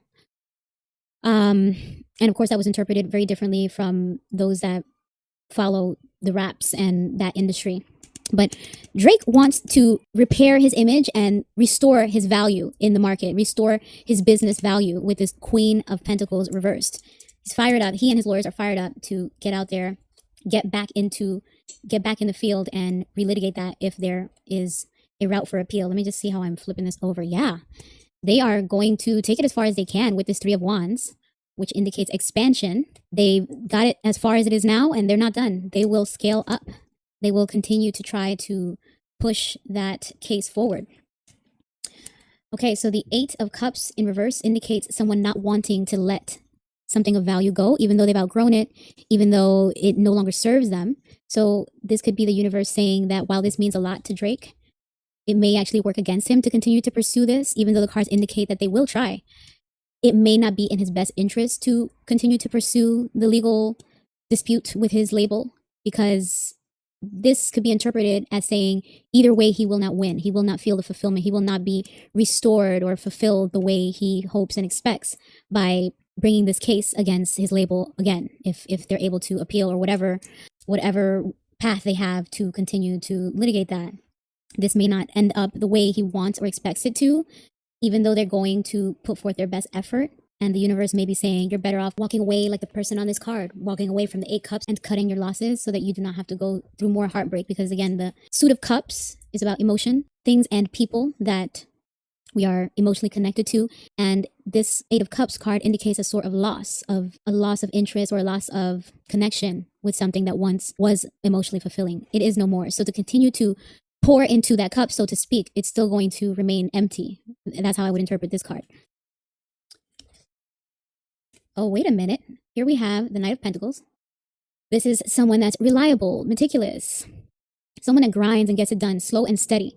So while there is this energy to power through and you know, be explosive and fired up, there's also this willingness to be like the tortoise and the hare. You know, a tortoise could, with the tortoise is the turtle, right? Yeah, tortoise and the hare. So basically the turtle and the rabbit, and the expectation is that the rabbit will get there sooner because they're jumping and hopping, and then the tortoise, which is the turtle, goes slower. But the Knight of Pentacles indicates slow and steady wins the race. So the energy, the passion is there, but the approach may be willing to go the distance. I'm taking this card to interpret that even if it takes a long time, Drake and his legal team are willing to go through the legal process, the painstakingly detailed and tedious legal process, to try and secure this very meaningful victory to them, even though the cards indicate it may not really feel as victorious or be as fulfilling as they think. For those of you just joining us, we're in the middle of a reading about Drake. We are reading on what his feelings are about his lawsuit that recently got dismissed, and then I will be doing a reading about his new album. So stay tuned for those of you that are on the live stream. Wait a minute, the Empress card. So for those of you that just saw the Rihanna reading, I explained that the Empress card, this is the goddess of fertility, and this is about abundance, creation, self-love, self-confidence. And this could indicate a literal pregnancy, like giving birth to a baby or giving birth to a creative project. So this could be a new album. And now that I see it next to the Knight of security, stability, I could interpret this to mean that even though he wants to continue, Drake is what I'm talking about, even though Drake wants to continue this legal pursuit, for the moment being, he might want to slow it down so that he could focus on his album. That's what I'm getting from these cards. So they are not done, but they're taking a pause for now to focus on the album and maybe even the holidays. I mean, this year's flying by. I feel like we're already knocking on 2026. The business. Whoa, the Emperor. Look at that. The Emperor after the Empress. Interesting. The album and the industry. So I wonder what these cards are about to say about the business, because the Emperor card on its own, this is about leadership, respect, power, security, stability, discipline, focus, and structure, being organized and following the rules. Looks like we froze there for a second. So the Emperor card by itself is about discipline, getting the work done. Again, it could represent a business or an authority figure. This could also represent a father figure. So that could also be a plot twist. If we wanted to revisit this card and reinterpret it instead of album and label, we can also look at it as maybe Drake is going to or wants to have another baby and he'll be a father again, maybe because he already has one son. But that's an alternative interpretation of these two cards. This could also indicate that that may be one of his priorities at this time, is that he wants to focus on expanding his family, because we did get this Three of Wands earlier, which indicates expansion or a desire to expand. And I interpret it in the context of the business and legal interests or pursuits. But in this context, it could also mean that maybe Drake wants to slow things down to focus on his personal life so that he could get more emotional fulfillment, because at this time, coming off of a tour, he had several tours this year. I think he started at one tour in Australia, then he did a whole bunch of touring in Europe over the summer. And I think he just recently got back to Toronto, and he's probably feeling burnt out. And so now he wants to fill his cup with things that are more significant, emotional, personal, take his time, slow things down, maybe have another baby. And, you know, this symbolizes him being a father again. Let's see if the final card that I pull out can help clarify. Oh, yeah. Well, the Four of Wands, it indicates stability and something to do with the home life. He's probably just happy to be home and stabilized for a bit after being on the road all year. The Page of Cups I took a peek at, it's about the emotions, curiosity, and excitement around a new creative project. So maybe Drake's just at home working on his album and recharging. This could also be celebrations. This could be weddings, baby showers, graduations. This could be celebrating the end of a case. This could be celebrating the end of the tour. This could be celebrating New Year's. This is celebrations. So maybe Drake indeed wants to slow things down and focus on his personal life at this time. It may not be a baby immediately. My original interpretation was that this could represent his album. Then he'll celebrate his album and whatever resolution that assists with in his business dealings. But keep both interpretations in mind, because then we'll see what the future holds. Either way, it seems like we did get a lot of cards from the Suit of Cups towards the end here to indicate there is more consideration in Drake's energy at this time for things that are more emotional, intuitive, creative. And so he may be making decisions along the lines of prioritizing that at this time, but he's not sleeping on the ambitions with that court case. He'll pursue it again later after he gets through this more celebratory, personal life focused season. All right, so that is what the cards are saying about how Drake feels about the lawsuit at this time. He's fired up, but he'll get back to that later. Now let's do a shuffle and see what the cards can tell us about his heavily anticipated next album, Iceman. Drake has been teasing this album all year, and even since last year. Whoa, I'm having a hard time shuffling these cards because my nails are getting in the way. Drake has been teasing the Iceman since last year. Jeez, these shuffles could be better. Hold on. Yeah, it's just breaking my nails. Okay. All right, there we go. So Drake has been teasing this Iceman album since last year, and some people have even found receipts that he's teased it even long before that. But this year, he actually started to drop a really interesting live version of musical updates related to the Iceman album, where he would live stream, I guess you can call them music video / live interactions, because there's been 3 episodes that came out so far, and in each of them he releases what seems to be new music, not necessarily releasing it all for download, but just for it to be heard. And it's a mix of songs that are finished, instrumentals, and a lot of like a visual riddle, you could say. There's like a Pinocchio, and you know, he was in different parts of Europe to indicate that he was indeed recording it live while he was touring. And those that enjoy Drake's music and follow hip hop and urban news, those people are eager to know not only how does that series, that live stream Iceman episode 4 or 5, however many more there are, they want to know how that series ends, but more importantly, they want to know what's up with the album. Where's the album? A lot of people expected it to drop, if not by the end of the summer, definitely by his birthday. And as we said earlier in the stream, this is Drake's birthday weekend. So somehow there was an expectation that since his birthday fell on Friday, that this would be the perfect weekend for him to drop. But it seems like he may still be working on it. I guess there were some complications with him doing that live stream experience, and who knows, maybe there were some setbacks, but I guess the cards will be able to tell us a little more. So Spirit, what can you tell us about Drake's upcoming Iceman album? let's get some cards out for Drake's upcoming Iceman album. What is the energy around Drake at this time? Restlessness, energized, wow, committed to the point where he may be self-harming himself, but he wants to get the truth out there. He wants to talk. All right, let's get through these cards. We got the Four of Swords in reverse. As I mentioned before, this indicates a sense of restlessness, a sense of wanting to just get out there and get things done. He's not sleeping. He's maybe needs to, though. This card can indicate a need for rest, a need to recharge, but his current state is energized and wanting to advance with his project. There may be some things tying his hands with this Eight of Swords upright, or there may be some harmful aspects of this in terms of he may be working himself into an unhealthy state. Again, not resting because he's so energized, restless, probably, can't stop thinking about this album, and there may be a challenge to his physical or mental health, but basically he has himself in what would look like an unhealthy situation. But for people that are creatives and passionate, I personally can relate to, just being really devoted to passion projects and pouring my all into things like this channel, late nights of editing and compromising on my gym time and my sleep time to try to get things to where you to match your vision. So I can kind of relate to the struggle of an artist and especially someone like himself that has so much on the line. So while it may be challenging in other areas of Drake's life, it's a means to an end. Like, it's a sacrifice that needs to be made up front in order to birth this vision and to get it out there, to meet the high expectations, to meet your personal standards. This is personal standards, Drake. So now I just got that message. The spirit just whispered a little something in my ear. Drake has high standards and high expectations for this album, and he is, as they say, working himself to the bone to try to release this creation that meets his high expectations and exceeds the expectations of others. There's a lot riding on it to him in his mind, because to fans, I think fans are just going to be excited to get new music.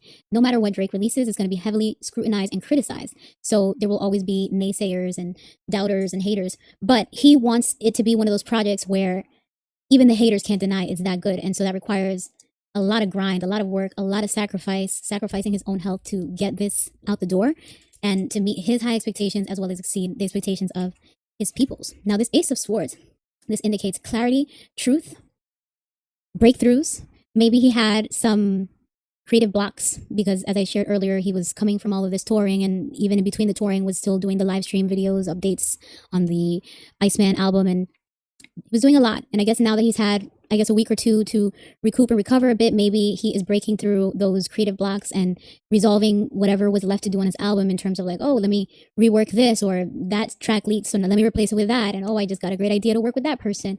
So it seems like he is, on the outside looking in, some would say he's working himself to the bone, he's, stressing himself to get this done, but through the lens of a creative, pouring himself into a passion project, this is unfortunately what it looks like. I relate to this. I relate to getting that idea that makes you not even sleep because you want to advance with it while you have it in your head before you forget. You want to flesh it out as much as possible, and then someone else adds a little something that turns into something else, and so now you're just feeding off of that creative energy that's building things into something else and causing yourself harm, trapping yourself in an unhealthy cycle, sacrificing on a lot of personal basic needs, but it's a means to an end. This sword can also signify the pursuit of a vision or a truth, taking action to make things right, and possibly even a victory in the end. So he's grinding. Drake is grinding and working hard on this album. He really wants this to be one of his best, and it seems like all the Drizzy fans as well as the haters are going to be in for a treat because he's really trying to raise the bar with this album. The Suit of Swords is about logic. We've had nothing but swords in this reading this far. So his mind, his intellect, his thoughts, he's super mental on this project. He's going to try to be very clever with his words and communication in both his lyrics on the rap songs and thinking outside of the box for the whole rollout and marketing of this project. So it looks like he's mentally consumed by this project this far, based off those first three cards from the Suit of Swords. Heavy burdens. Again, we just saw this in the previous reading. Heavy burdens. This is not an easy task. That's why it requires so much sacrifice. He's trying to accomplish something that is difficult, because if you've been number one in your genre for over 15 years, how do you outdo yourself? How do you impress even your haters? How do you redeem yourself after such a tough rap battle from last year with the Kendrick stuff, and now you just got your lawsuit dismissed? Like, he's down, but he's not out. And this project to him is going to be what stamps that or reinforces that of the whole I'm down, but I'm not out. He's not even really down. I mean, he's still number one with all the streams, and he's still getting all the money, and all the tours keep selling out. And, anything he drops is going to do well. But it seems like because it's a passion project, it is burdensome. It's late nights. It's, let's scrap that and start with this. Oh, this new beat just came in.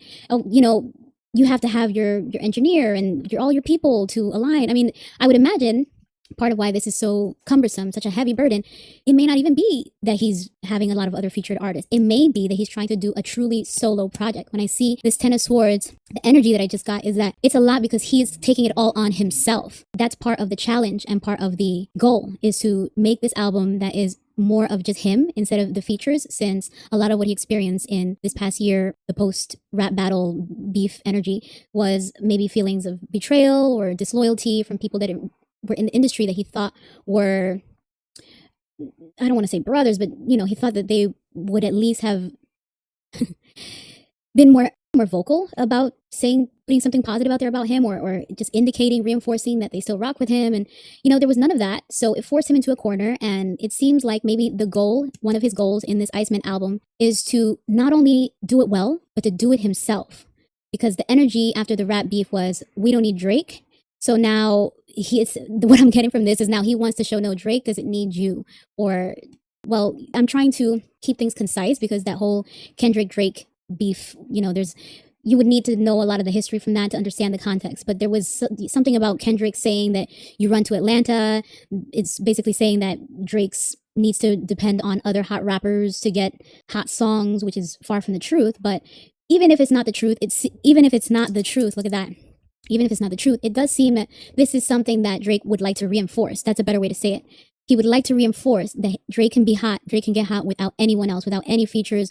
Or if he does have features, it's going to be to a minimum. Or maybe it's going to be featuring artists that are not the norm in the industry, featuring artists that maybe are smaller, or that Drake will elevate them. Either way, it's a lot on Drake's shoulders. So a bit of a lengthy explanation and interpretation on this card, but I kept getting more information from Spirit on this, and it seems like this is a part of the goal and a part of the challenge for Drake. It's all on him, and he kind of wants it that way. There's something that he's trying to prove with that.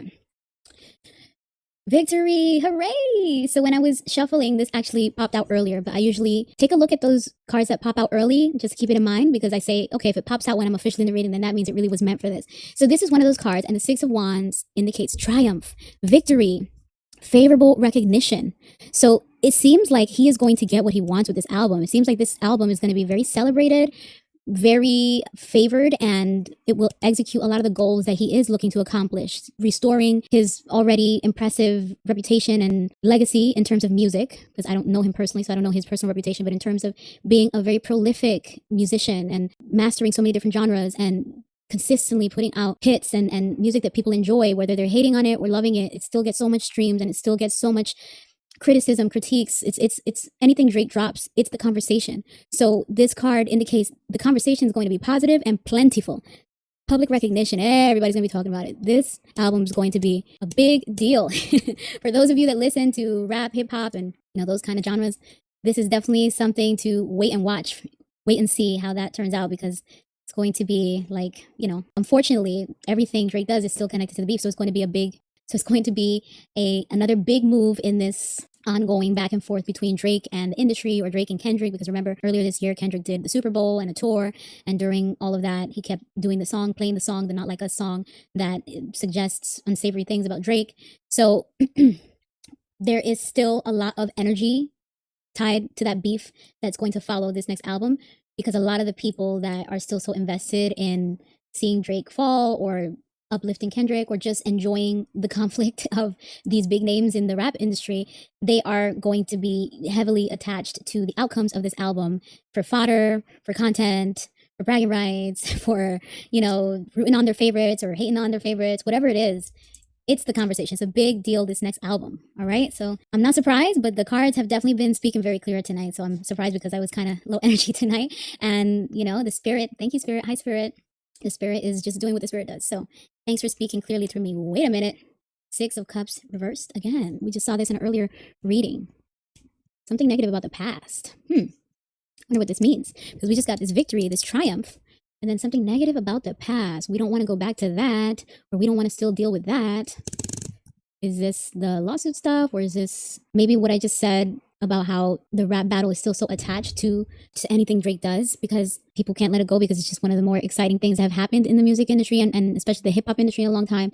Because Drake is such a big artist, anything that happens to him becomes a big deal. So I take this to indicate that Drake would prefer if this album could actually finally put that to rest. Like, no more referring to this battle after this album. This album should be the final chess piece in terms of expecting to hear any more responses from Drake in his music. It seems like he is hoping to put all of that in the past with this album. But that doesn't necessarily indicate he will get that. It seems like it's just wishful thinking.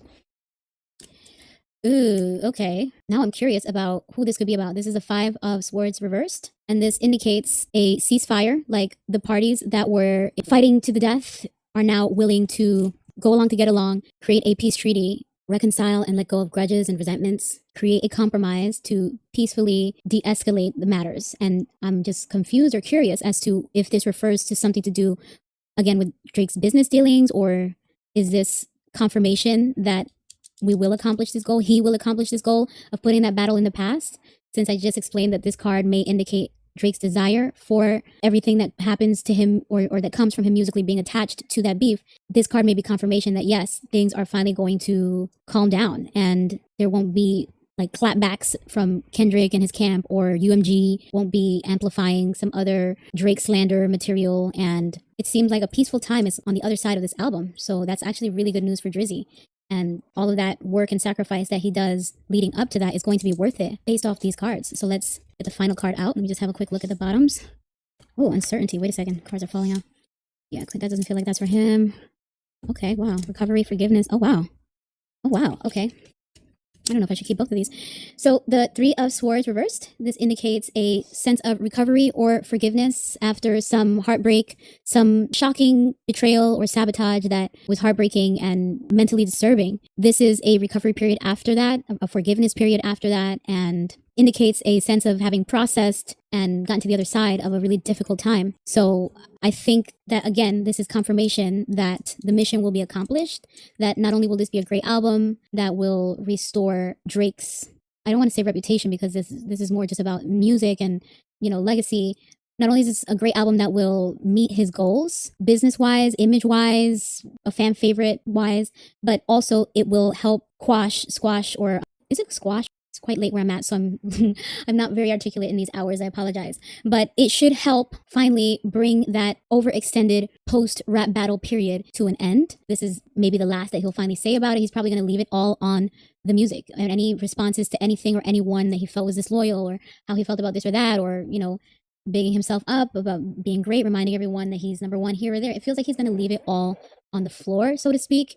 And so having all of that said and getting it out of the way, and then there's not going to be much more to say from any other haters or retaliators. Of course, you know, opinions will be there, but it seems like it will finally bring the noise down, which seems to be one of his goals. When I say the noise, I mean like the constant comparisons to the battle and to Kendrick. This might this might meet all of Drake's goals. So I think I'll leave it there. I did get this 7 of Swords, which indicates someone sneaky, someone thieving, someone, again, betrayal, sabotage, trying to get away with something. And I feel like this opens up a whole other can of worms, and I have a few other readings to do tonight. So I think we'll just leave it here, but keep this in the back of our mind, because maybe it doesn't end. Maybe it doesn't just like, oh, Iceman album's great, and then now we're finally done. We've broken the spell of this constant rehashing of the rap battle. No, maybe there is something else, something around the corner that we don't see, something sneaky, someone or something still to come, which I did see the moon at the bottom of this deck, which also indicates the unknown and anxieties and fears. So to be continued, I'll say that. To be continued. This is not over. Even after the Iceman album, even after the success, the celebrations, the holidays, the, you know, everyone, all the commentary that it's going to generate and bury all the battle stuff, there is something or someone coming around the corner with something unexpected, according to this last card, the 7 of Swords. So watch out, Drake. Someone is going to try to pull a fast one, perhaps. And when that moment comes, we will revisit the cards to do another reading. What do you guys think? Are you looking forward to Drake's next album, or are you a K-bot? All the K-bots, put your, what do they put? Put your Ks in the chat, K-bots. Yeah, are you looking forward to Drake's next album, or Do you feel like there's nothing else that an artist like himself can offer after 15 years of good music? Do you feel like a lot of the music sounds the same? Or, what are your thoughts? You guys in the comments, let me know. Now, which, by the way, I love Drake's music, so that's not me. I don't think all his stuff sounds the same. I think I'm constantly surprised at how much he's able to still create stuff that is current and relatable and kind of innovative. I mean, when he did the dance album and even on his recent R&B album with Party Next Door, there were some tracks where the beats were so like explorative, I guess you could say, since they were mixing so many beat changes. And I thought I was impressed with some of the stuff that I've heard from him recently. So I guess he's still innovating to me. Drake is still has a bit to give us in terms of good music, and I'm glad that he still is delivering, and I look forward to the new album. But I also understand that some people feel like all his music sounds the same. Some people feel like they're tired of hearing from him. Some people feel like, we got the 4 of Wands, by the way, that indicates stability. He's not going anywhere. Haha. He's here to stay. He's stable with that 4 of Wands. Just kidding. Yeah, I know that Drake is a very polarizing figure. Some people love to hate him, and others just truly enjoy his music, because spanning a 15-year career means that there's a generation of people that grew up with his music and have experiences connected to his music and know what it was like to be in the nightlife when certain songs dropped, and how it was like a soundtrack for certain moments in a certain generation's life that kind of unifies everyone with those shared experiences. So you could say that about a lot of music, but you can't say that about a lot of musicians. So you gotta give Drake a few flowers. Come on, K-Bots. Stop hating on the boy. Come on. You guys are gonna be the first to stream it, I'm sure. Conflictive. You guys like to fight. But if he doesn't feed you, you don't eat. All right. Let's switch off to the next question. Oh, here we go. Now we're pivoting from Drake into a question about Kanye West. Let's see if I can say this. Misawenko Simjenje. Misawenko Simjenje asked for a reading on Kanye West. Well, he actually asked for a reading, excuse me, a he or a she. I apologize, I didn't get to see. They asked for a reading on either they asked for a reading on Kim K and on Kanye West. I already recently uploaded some of my live stream reading clips from a couple streams ago that I did on Kim K. So now, Miss Awenko, I'm going to do a reading on Kanye West for you. Let's see if the cards can pick up on anything about Kanye. Let's start off with a good riffle shuffle. Okay. Yeah. Whew. How's everyone doing tonight? Where are you joining me from? Drop your location in the chat. Shout out your city, state, borough, province. Throw your flags in there. Let's see where you guys watching me from. Hey, Maryland. Orlando, hello. Chi-Town, hello, Chicago. Sweden. Hello. What time is it in Sweden right now? Interesting. Hi, welcome. I love that for us. Thank you for joining us all the way from Sweden. All right, so we are transitioning into a reading on Kanye West. For those of you just joining, I am doing my CelebriTEA live stream, answering a bunch of questions on celebrities from my lovely, sparkly, shiny viewers who leave comments on my videos. So just catching up finally, since I didn't get a chance to stream last weekend. And right now we're about to do a reading on Kanye West. Spirit, what can you tell me about Kanye West? We saw him do a few interviews and live streams earlier this year that were quite controversial, as always. Anything to do with Kanye West is usually very controversial. So let's see where he is these days, because I think he was trying to release a new album earlier this year, and I don't know what happened with that.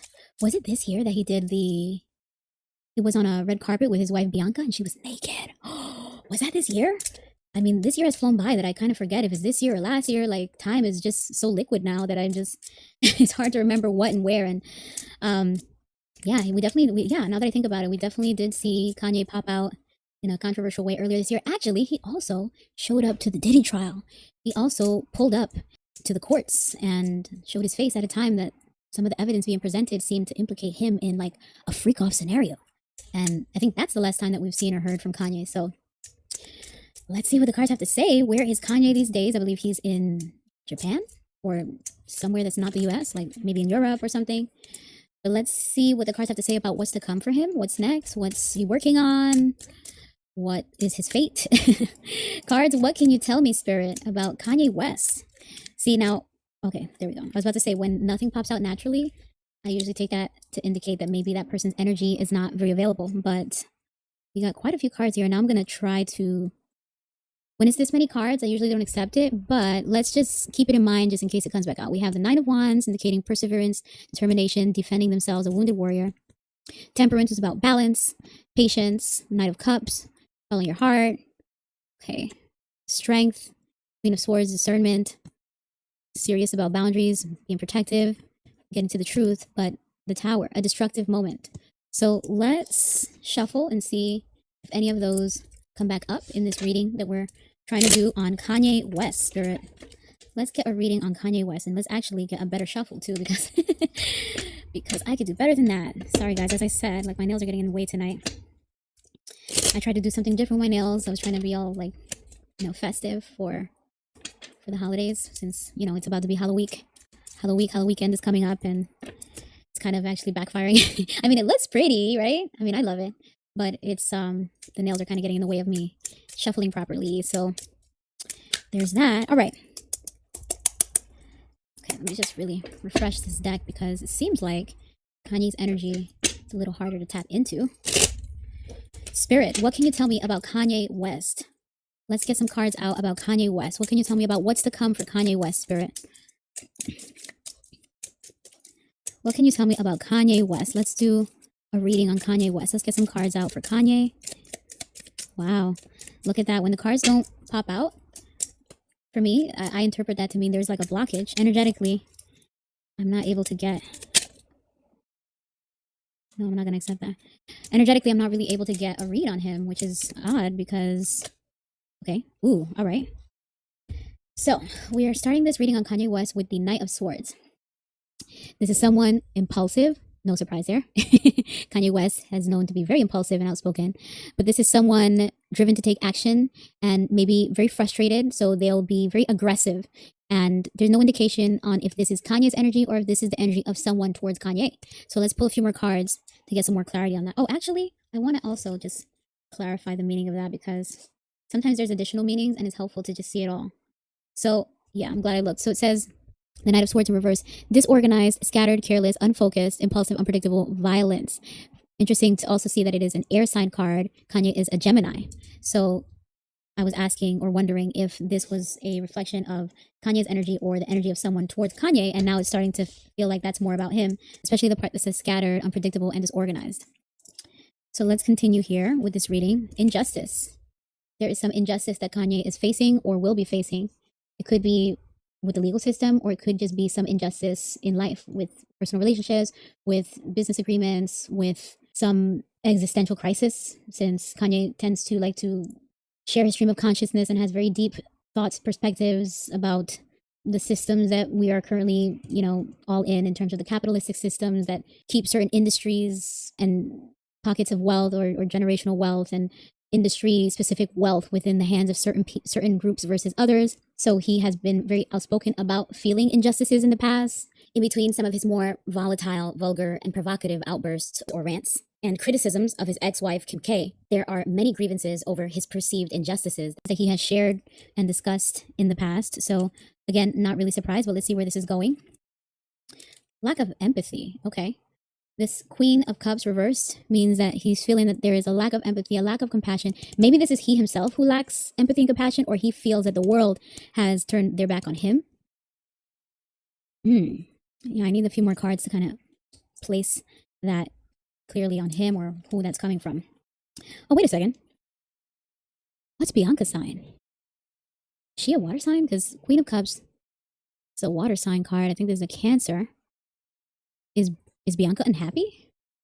Yeah, interesting. Because we did have this Justice card. Is this saying something about their marriage? Maybe Bianca's unhappy and maybe she wants to step out of the marriage, but she... Let's see how this develops.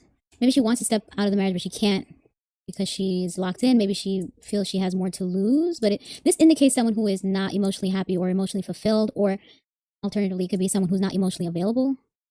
And as I was going to move on, I got that hit about it possibly representing his wife, Bianca. Let's see what the following cards have to say. This is about greed, overspending, being fiscally irresponsible, or again, greed focused on money and material over loyalty and morality. Wow. So yeah, I'm starting to feel this is about Kanye's marriage.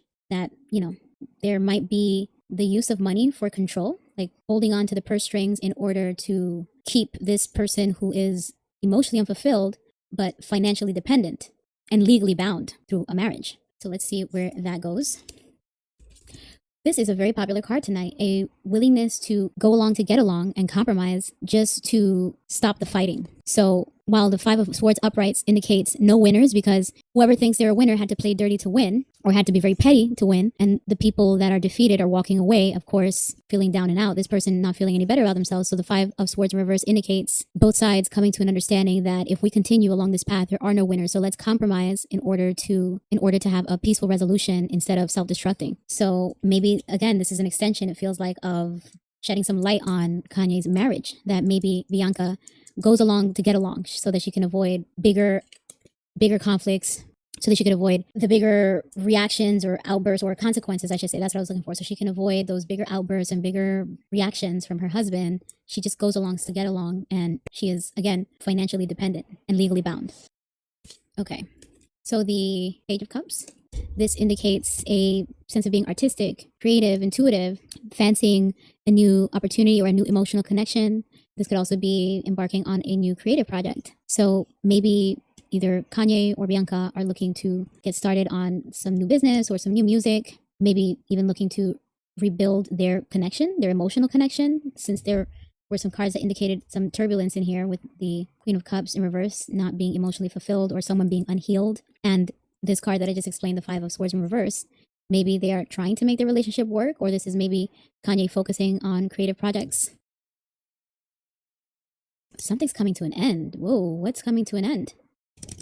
This World card is about the completion of a life cycle, a completion of a stage, or it could also indicate travel. But in the context of this reading, I hate to say it, but I'm curious. Following these cards that I explained, it seems like maybe could this be a divorce? Or even if it doesn't make it as far as a divorce, maybe this is the end of their emotional relationship. Maybe they keep the marriage as like a business relationship, like the Beyonce Jay-Z setup. Allegedly.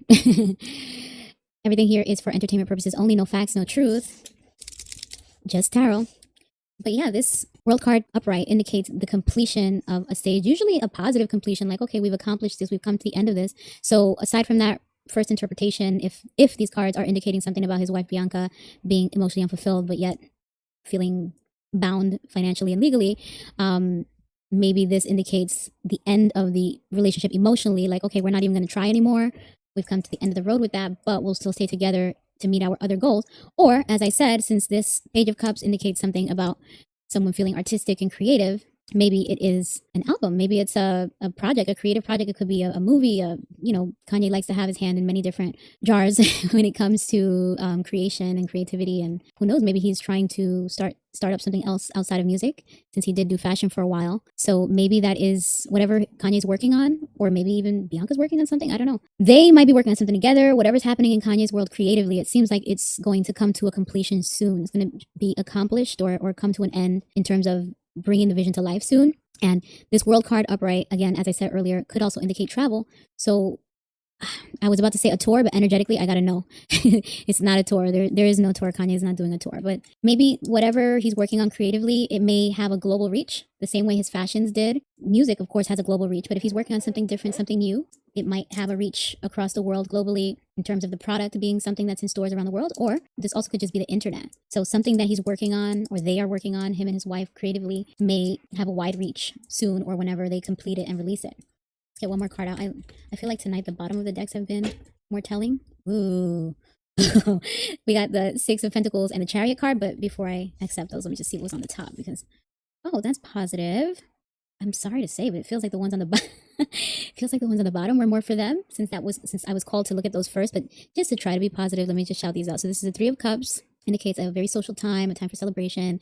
The Two of Cups indicates a mutual attraction where both sides benefit. This actually kind of makes sense with what I was picking up on here. Like if they come to an agreement that we are just going to go along to get along, we're going to remove the emotions from this and just keep this marriage as like a vehicle for, you know, our business benefits or whatever, then yeah, there's a mutually beneficial agreement there.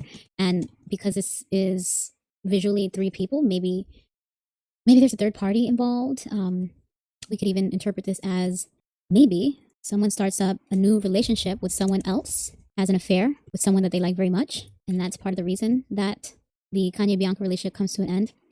That's one interpretation. But again, energetically, when I first picked up the decks, it felt like the bottoms of the decks were a little more energetically connected or consecutive with where this reading was going.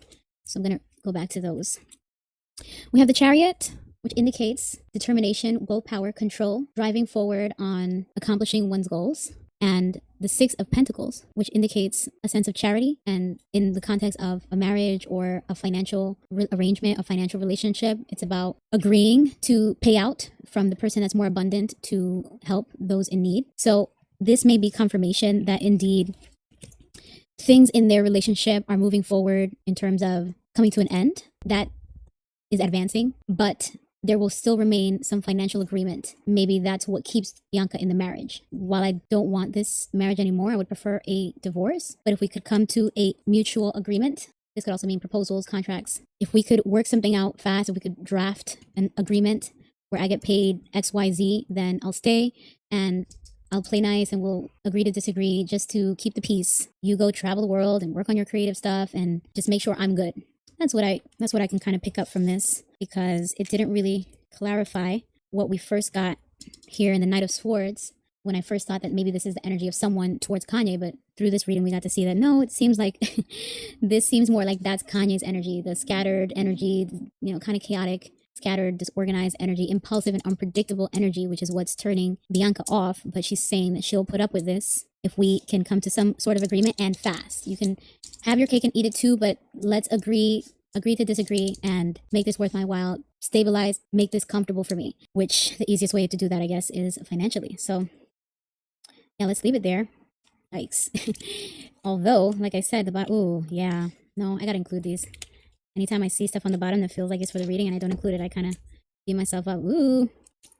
Yeah, so here we have the Seven of Pentacles, which indicates not getting a rewarding return on your investments, not really seeing the fruits of your labor. Whatever you're pouring or investing into something, you're not really feeling great about what you're getting back. You're not getting enough of a bounty, enough of a ROI. And this Four of Wands reverse indicates instability and arguments in the household, possibly even leaving one's home or leaving wherever one lives to move somewhere else, which makes sense since we got the World card.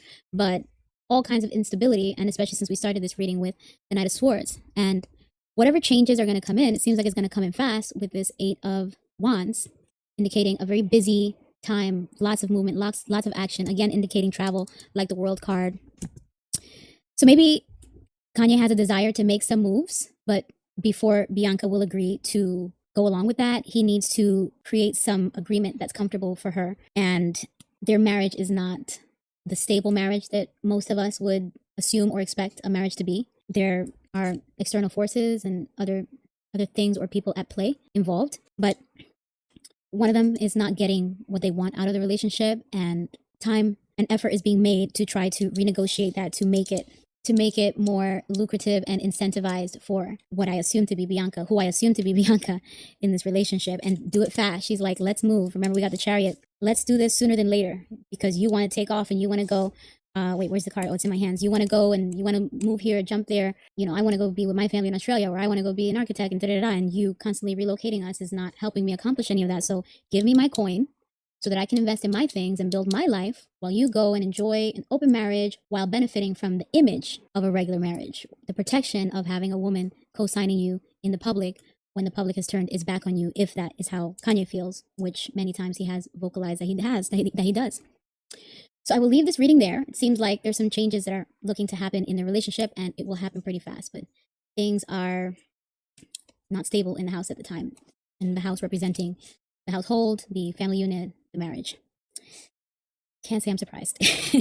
Can't say I am surprised, but Kanye West, wishing you well, especially on whatever this creative project is. It'd be nice to get some good music or some good fashions or whatever else you have to give us, because we know what you're capable of, Kanye. You've definitely given us some memorable creations in the past, and We know how much you love to create, and if God is still filling you with vision, let us all hopefully enjoy the outputs of that. Just trying to end things on a positive note as I transition into my next reading. Okay, what's next? Oh my God, I don't think I even have the energy for this. We have a reading on Nicki Minaj, Michael B. Jordan, Chris Evans, Harry Styles. So I think I'm going to wrap up my readings here because I actually went a lot deeper in my readings tonight than I usually do. So I'm going to wrap up these readings and come back for a part 2 either later this weekend or in the week because we have a lot to get to.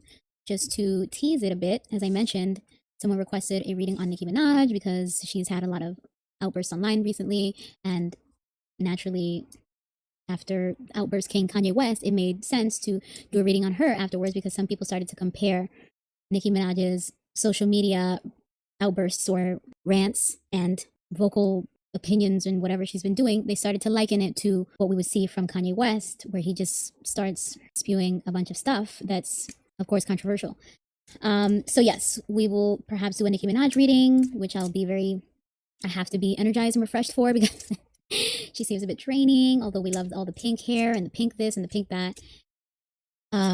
If only reading someone like her were as easy as the color pink, as bright, happy, energized, and positive as the color pink, but energetically, it's not giving that.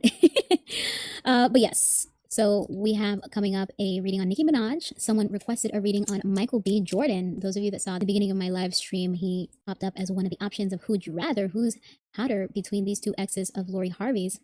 And I loved the relationship so much. From the outside looking in, of course, it seemed like they were a beautiful couple. I was surprised that they didn't make it. But surprisingly, we haven't seen Michael B. Jordan with anyone since. And so someone had a question or wanted to see a reading on his love life. Then we have a request to do a reading on Chris Evans, his love and career, a general reading on Chris Evans, which was also one of the handsome men in the Would You Rather game we did at the beginning of the stream. He's the Captain America one. Then we have a request for a reading on Harry Styles and Louis Tomlinson. They are members from the group One Direction. This request would like to know what's the energy between them, is it possible for reconnection? And then we have yet another request for a Taylor Swift reading. You Swifties love to hear about your girl. I constantly am getting requests for Taylor readings. I'm starting to feel like, am I overdoing it? I do a Taylor reading on every one of my streams recently. But okay, you guys want to hear about the perspective from him to her, not just her to him. Okay, so I have that on my list, and as you see, all of those are men that I am very excited to do more readings on, which is why tonight's live stream, it was men themed. But I spent a lot of time on the first few readings. I took a lot of my energy. So we're going to postpone the rest of this list of handsome or regular looking men in entertainment. You know, there's a mix. Men in entertainment, let's just say that. We're going to postpone the rest of those readings for the next live stream. Also teasing, which I've teased before, but I'm going to remind you guys, for those of you that love the Bravo Housewives, like the Real Housewives of whatever city, I will be doing a live stream dedicated to questions for that. So you guys stay tuned, follow, subscribe, drop your comments, throw the like button in there. It really helps me a lot to help get the videos out there. So I appreciate your help, your support, your energy, and I hope you come back for the rest of the readings. I love sharing all of this celebrity with all of you. So I'm going to wrap it up for tonight, you guys. Keep shining. All right, bye. Thank you, thank you. Yes, well, I'll be back tomorrow if possible. If not, then later in the week. Takes a lot. It's a lot of production here. Takes a lot to set this up, believe it or not. A lot of technology behind the scenes. There's like cables here. You guys don't even get to see all that I am MacGyvering to try to bring this vision to reality and share this gift with you all. So thank you all again. I'll catch up with your comments once I hop off, but I'll do my closer again because I kind of messed it up. I wish you all abundance and illumination. May divine light radiate through your life. Keep shining. Thank you. Good night. Bye.